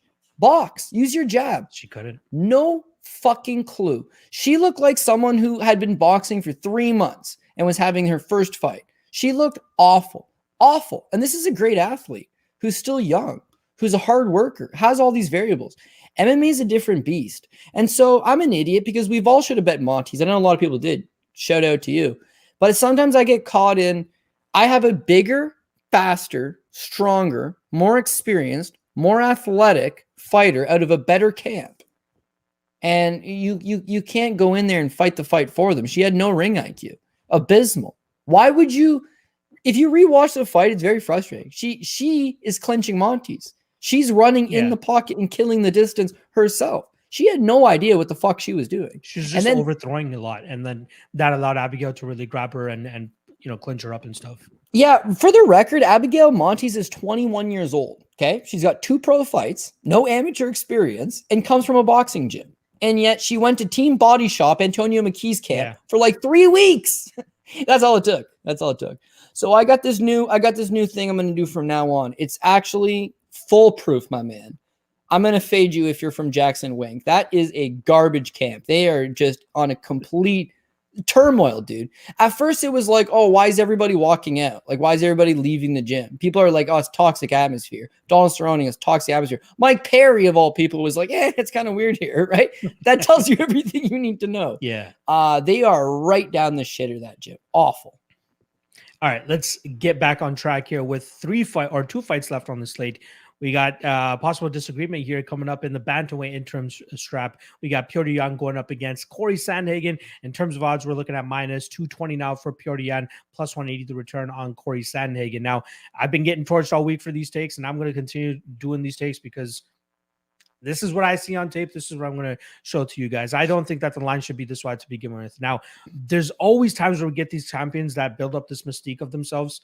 Figueiredo, Israel Adesanya, that these guys just can't be beat. Conor McGregor to a certain extent, but then when they actually get beat, they're like, oh, of course they could get beat. But that's where I feel like we're getting here with Petr Yan. Now, the argument that I'm making for the Corey Sandhagen side of things is that he has the recipe to implement the game plan that other guys were trying to use against Petr Yan, but they didn't have the hardware to do so. And what I mean by that is like Aljamain Sterling. I thought he had a great game plan in terms of putting the output against Petr Yan, kind of making Petr Yan just stop and stare at some of the things that are going on. And in doing so, he's kind of giving up some rounds. Now, 3 judges scored the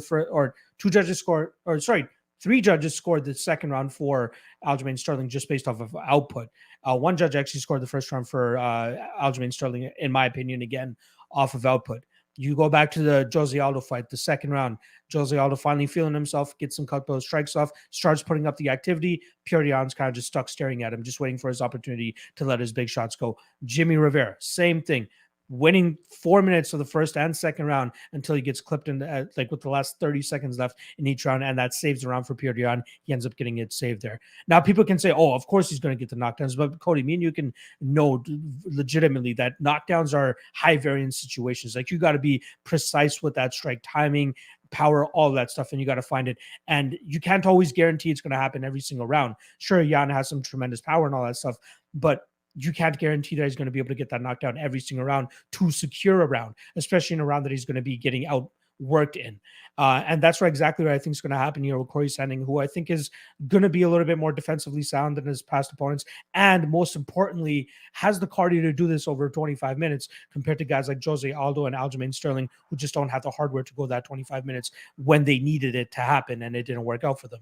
Corey Sandhagen, if he stays on the outside, does his work by picking apart Petr Yan with volume. Not saying he's the better technical striker in this situation, because that would obviously be blasphemy. I know that Petr Yan is one of the best pound-for-pound fighters in the game, but his style is heavily emphasized on him finishing his opponents or him getting knockdowns. If he's not able to secure either of those, things get hairy, and I see that getting hairy here against Corey Sandhagen. The only way that I see him justifying this price tag is if he goes out there with a grapple-heavy approach. But how often do we see him actually do that, right? He goes out there and he wants to outstrike his opponents. And sure, he's landed a couple of takedowns in some of his fights, but there's no one fight that you can show me where he goes out there and just grapple fucks his opponent, takes him to the ground and just lays on him, or, finds the finish on the ground. He did it to Jose Aldo late in their fight because Jose Aldo was huffing and puffing going into that third round. That is why I believe that Petr Yan won that fight. Now he's fighting somebody that has the gas tank to do so, has the footwork to do so, has the output to do so. That's my argument for the Corey Sandhagen side of things. I've heard some takes that they think that Corey could knock out Petr Yan. Corey is a master at kind of creating traps and diversions and then kind of just lulling guys into knees and head kicks and stuff. But I'd be surprised if he's able to do that to a guy like Petr Yan here. I think more so Corey Sandhagen will go out there and outpoint Petr Yan, as long as Yan doesn't go up with a grapple heavy approach, again, something he's not known to do. I think he's going to be in some trouble because I think he'll be behind on the judges' scorecards having to deal with the output. Again, just go back and, statistics don't always tell the whole story, but you see the rounds that he's losing, his output isn't that high because he's getting stuck staring at his opponents. And I know that there's this whole, people are having their judgment clouded about Aljamain Sterling just because of how their fight finished. But in one of the breakdowns that he even released in part for this fight, he's kind of, saying the same thing. And that's kind of what they built their game plan around. Is there's a lot of times where Petr Yan just gets stuck staring, waiting for his opportunities to explode with his big shots. And when he is stuck staring, output is what beats him. And I feel like a guy like Corey Sandhagen, shout out to my guy MMA by the numbers, who released a statistic. Corey Sandhagen attempts 16.24 distance strikes per minute. That's 34th in the history of the UFC. So I think we have the perfect archetype of a fighter to beat Petr Yan. Will he be able to do it? I'm willing to take the shot at plus 205. That's where I pulled the trigger myself. If it was an even money fight, I'd maybe be a little bit more hesitant about it, because I'm not trying to discredit Petr Yan at all. That guy is an absolute savage. But I feel like this is his toughest test inside the UFC. And again, unless he brings his singlet to the cage here, I think it's going to be a tough test for him if he goes out there and tries to kickbox Corey Sandhagen for 25 minutes. I think it's going to be very difficult for him to do so. And I already know the comment section is blown up being like, this guy's a fucking dumbass. I'm going to unsubscribe to his channel, all that type of stuff. They said the same thing to me whenever I make my underdog plays. Like, again, Abigail Montez last night, Marina Rodriguez earlier this year against Amanda Ribas. Like, there are certain things when I see it on tape, I stick by my shit. Like, I stick with my confidence. And if I feel like I've done the work, which I feel like I've done for this matchup, and feel confident in a big underdog, I'm going to take the shot. So boo-hoo to anybody in the comment section that's going to be talking some shit right now. But Cody, I know you're going to lay some good Petr Yan love on me to win back some of the fans here. So please do so. No, I mean, listen, I'm a Petr Yan nut hugger. I like everything this guy does. I think he's the real deal. He's the complete package. There's nothing that I don't like about him. He's got excellent cardio. He's got an excellent chin, good durability, good striking, underrated wrestling, and just like a mentality to win at all costs. He's one of those guys that's going to fight for your dollar, get out there and scrap it up for sure. Looking at some of the issues on the fights, just to kind of like counter some of what you're saying, right? The Jimmy Rivera fight, again, Petr Yan's 26 years old at the time. And I know it's like, oh, he's waiting too long. What you got to look about some of these fights that he hasn't looked overly good is Jimmy Rivera is a counter puncher, right? Jimmy Rivera does his best work waiting to counter. So they're both counters and they're both waiting. So Petr Yan's waiting for Jimmy Rivera to open up, but it's very hesitant. He does get the knockdowns, that saves him, sure. The fight with Jose Aldo's a natural counter puncher. So maybe at times Petr Yan looks like he's waiting too long, but I just think he's well within himself. And then his last time with Aljamain Sterling, I thought for sure Aljamain Sterling won the first round. I thought Petr Yan did a pretty good job working his way into the second, although you can also score the second round for Aljamain Sterling. It's just that he knows it's a 5-round fight. He realizes he's got time to work with. And it's Aljamain that's an idiot. Aljamain threw 74 strikes in the very first round alone. Okay. He actually threw 230 significant strikes throughout the course of the fight, 260 total strikes. So all Aljamain is just burning himself out. Yan takes his time. He sees everything well. He defends excellent. I mean, everything that Aljamain was landing was pitter-patter, or it was glancing, or it was being blocked. He seemed well within himself. It's the takedowns. You mentioned, oh, well, he's not really a takedown guy, and you've never really seen it from him. He scored takedowns in his last 6 fights. Those 6 fights include 7 takedowns over Aljamain Sterling, who was falling to the ground more than anything, but Aljamain is a very solid wrestler, one of the best in the division. He took down Jose Aldo, some of the notorious best takedown defense in the division. He took down Uriah Faber twice and knocked out Uriah Faber. By the way, Uriah Faber's chin has its own chin. This guy's durable. He KOs him with a head kick stiff, and he took him down twice. That's not easy. Jimmy Rivera, you mean 5'5" Jimmy Rivera? You mean low center of gravity, little fire hydrant of a man to take down? Took him down as well. John Dodson. Who takes down John Dodson? Oh, yeah, Petr Yan twice. He wants you down, he takes you down. And unfortunately for Corey Sandhagen, he's got lackluster takedown defense. So this is how I explained it to Paul for my reasoning for taking Petr Yan. If this is just a striking battle, close fight.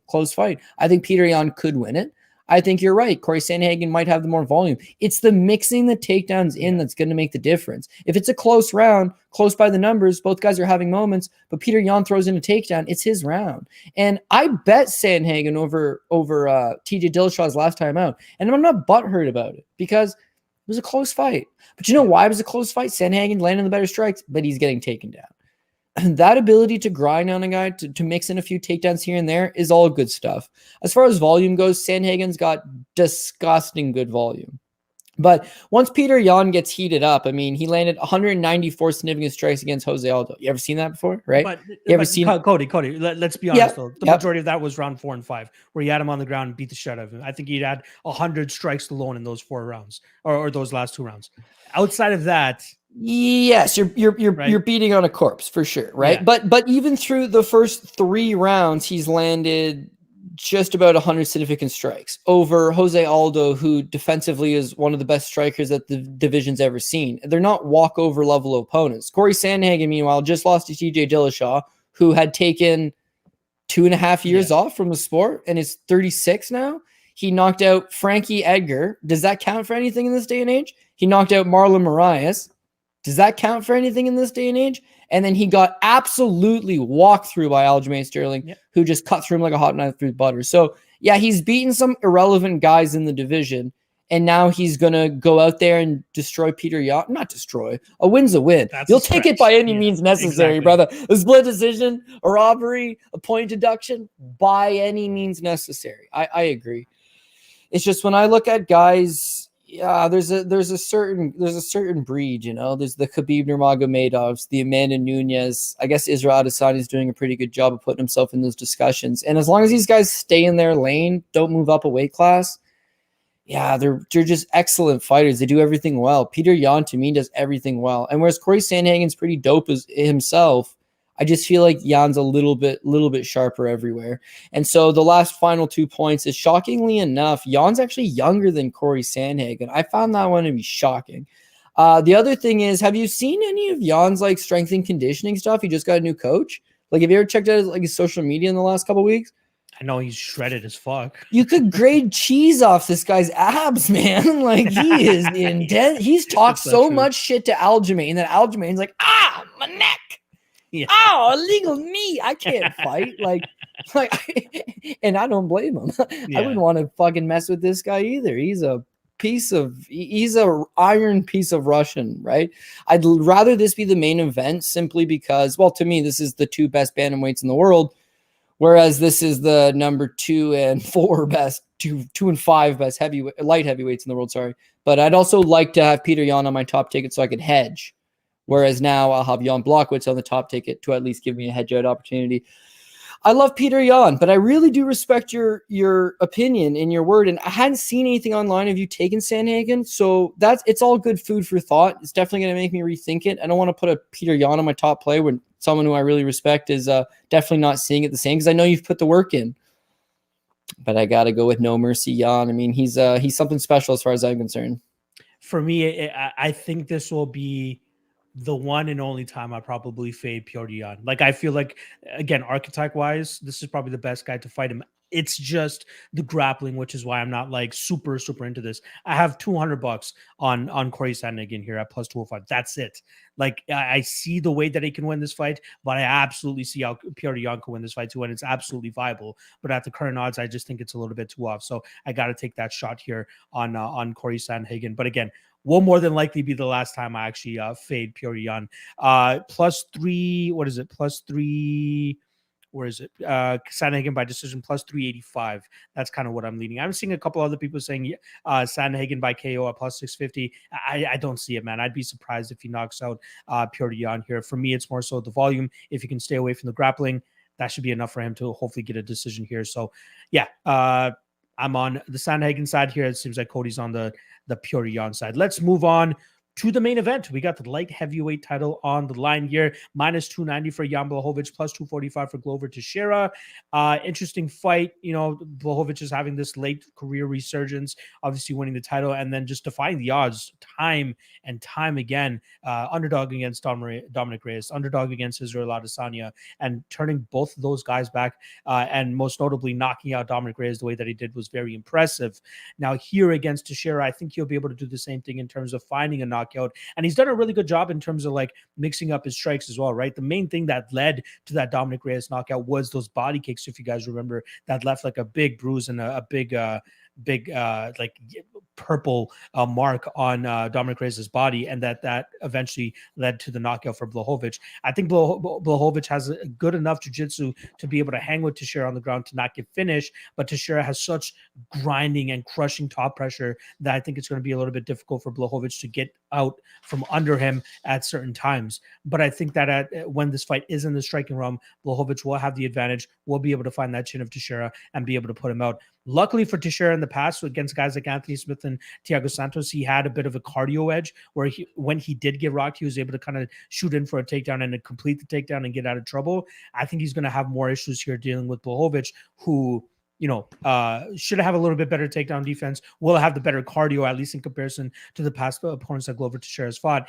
And then from there, he should be able to let his hands go. So I'm more than likely not going to be invested in this fight at all, because the fan in me is super giddy about Teixeira getting a title shot in 2021. And hopefully he's able to actually win and get that strap and hopefully ride off into the sunset. But if I were to play any props in this fight, it would probably be Blachowicz KO plus 115. That's really about it. That's the only one that I feel a little bit confident in, but I can see this fight going either way. Odds a little bit too wide for my liking, because as we've seen with Teixeira, he is very live no matter what and who he's going up against. But I think that this is the most complete fighter he's faced during the stretch that he's on right now. And unfortunately, I think he's going to get turned back. So I'm going Blachowicz, knockout plus 115. How do you see this one going down? Yeah, another agreement. Somebody like Jan Blachowicz. I got the official play that I like the most is the over 2.5 at minus 125. I think that Glover's durable enough that he's going to last 2.5, but at some point, Jan eventually does take over and probably gets a later finish. Again, when you look at Glover's resurgence, it's been great, but yeah, you nailed it, man. He's been fighting a lot of guys that either have takedown defense problems or durability issues. Thiago Santos has a durability issue. Anthony Smith has a durability issue. Nikita Krylov has a durability issue. Ion Kopylov and Carl Roberson, like, you kidding me? More concerning, though, is Carl Roberson's got Glover out. I mean, he lands with a series of those Travis Brown-style elbows against the cage, and Glover's like, he's seriously rocked. But he comes back and he gets the win. The fight with Anthony Smith, yeah, that first 2 rounds even, round and a half, I'd say, he's getting his face jabbed off. Like, this is a significant speed advantage, but Anthony, eventually tires out. The Thiago Santos fight, Glover almost gets knocked out in the first round, and he almost gets knocked out in the third round. And, thank God Thiago Santos blew both of his knees out, coming off the bench, bad cardio, bad durability. Glover takes over. With Jan, it's like it's a problem, right? He's never been submitted. His takedown defense is pretty cast iron. He's a BJJ black belt himself, so this big ground game advantage that Glover's enjoyed over his last number of opponents, not going to have over Jan. So now you got a striking battle.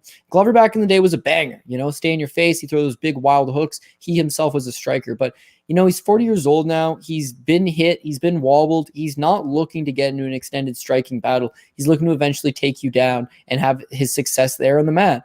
If he can't take Jan down, and even if he does, he's not going to have a prolonged period of success and just holding him down. He's going to be forced to strike. And with Jan Blachowicz, he's not a first round finish kind of guy, like not for the most part, but you can see those big power body kicks eventually start to wear you down. He eventually starts to find his mark, and then you should be able to go out there and take him out later the fight goes. The Israel Adesanya fight, it's actually kind of competitive through the first 3 rounds. Actually, you know what? People like to shit on Izzy. I thought Izzy did a fine job in that fight.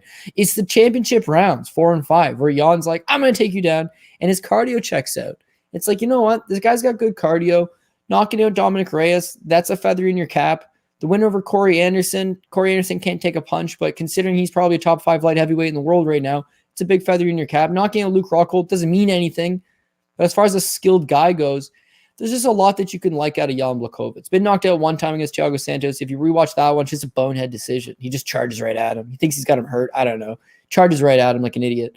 But since then, he's been way more measured, way better, improving all the time. And for a 38-year-old fighter in Jan Blachowicz, I couldn't name you another guy in the light heavyweight division that just found their prime later on like this, which he has. He's going to get exposed eventually, no doubt about it. 205 is a dog shit division. With John Jones not in it, it's an even worse division than it was before. And he will be able to beat these lower end guys. Fighting Glover, who's just as old, he's actually older than he is. That's all good for business. He rolls in this fight. Where his future lies beyond this, I don't know. At some point, somebody's going to catch up to him. But for this match, I think he's got Glover's number. So because it's the main event, I think you can use him as a top ticket guy. And then if everything else comes intact, even if you know you're going to get 2-3 tickets out of it, it'd be a very easy hedge out on Glover because he's like plus 235. You don't got to put a whole lot of money on him to get some type of return. So if you know what a hedge out is, Glover would be a decent hedge out at the end of the night. But straight up, if you don't feel comfortable taking Jan Blachowicz as a 3-1 favorite, if you think Glover's got a little bit of magic left in the tank, all these different things, I think you're over 2.5, minus 125. Jan wins, it's going to be later in the fight. If Glover wins, I'm scratching my head to find out how he wins, but I would think either later on in the fight, maybe catches him, maybe can somehow use takedowns to win 3 of the 5 rounds. Like, I doubt it, but over 2.5 looks good to me in either scenario. I should have started off this breakdown by saying happy birthday, Glover Teixeira. He just turned 42 today. They actually even sang happy birthday to him at the press conference earlier today. I do quickly want to address, where is that? There's somebody that was asking, Brian Lemire, saying the prop that Saftik was picking for Jan. He will answer that for you guys in the 3 best prop bets segment that we have coming up for you guys right now. So that's a wrap on the breakdowns. Let's get to the 3 best prop bets now. And as we always kick this off, I will announce who the guest is for tomorrow's Ultimate Weigh-In show as soon as I can pull up my screen. There we go. Oh, it is spazzing out on me. Give me a second here, guys. I apologize. All right. Guest for tomorrow. None other than the Canadian gangster himself, Olivier Aubin-Mercier. I know he made an appearance on the Magic and Andrew show earlier this week, and those guys snuffed him right from under me because I already had him booked a couple weeks out. As soon as they heard that I had him on, I think they did the same thing, and they probably wanted to book him for the PFL show. Was he good? He'd probably be okay. Yeah. He's okay. He's all right. Yeah, he knows what he's talking about. He's a fun time. So I've been DMing with him over the last couple of years or so. Cool guy, fun guy, loves to bet. So I'm sure he's going to have some interesting takes for the upcoming card here. So tomorrow night, 9 p.m. Eastern, Olivier Aubin-Mercier is going to be on the podcast breaking down the card for us one last time. All right, let's get into the 3 best prop bets. We have John's as well, so I'll be sure to share those with you guys, and we'll kick off with mine. As always, the first one that I have is Andre Petroski, round 1, plus 250. That is the bulk of his win condition, and I feel like he is light years apart in terms of the jiu-jitsu against Huya Zhang on the ground. So I'll be taking a little bit of a sprinkle there because I think he'll be able to get out of there really quickly. Submission plus 250 as well, I think is very intriguing. Again, I think the jiu-jitsu is completely on another level. Next up, I got Albert Duraev inside the distance, minus 130. I think he goes out there and smishes Mr. Roman Kopylov without too much issue. I hope it's not too difficult for him to get the takedown, but based on the tape, I think he should be able to secure the takedown here and then go to work from that top position. And then lastly, I got to go Alexander Volkov via KO, plus 135. I think it's a complete mismatch once they are in the striking realm. And I think that, we've seen in the last couple of fights for Tybura, he gets hurt every single time, but has managed to bail himself out by getting the takedown and kind of just getting out of that trouble. I think it's going to be much more difficult for him to close that distance here against Volkov after getting hurt and trying to get a takedown against a big boy like Alexander Volkov. So I think that Volkov KO should come to fruition within the first 6 to 7 minutes of this fight. For John, he likes Ribas by decision. He believes, from at least my conversation with him, he believes that Ribas will win by decision based on her ability to kind of outstrike Verna, keep her on the outside, and maybe stuff takedowns, so I think that's kind of his reasoning for that. That's plus 120. Secondly, he also likes Volkov by KO at plus 135. Same line of thinking with me and him. And then lastly, he likes Volkan Oezdemir and Magomed Ankalaev to go to decision at plus 155. And he said if you want to get a little cheeky with it, you can go ahead and bet Oezdemir by decision at plus 700 because he actually think that he believes that Oezdemir is live in this fight. All right, Cody, for yourself, let's kick things off. Does he think Oezdemir is live by decision or he just live?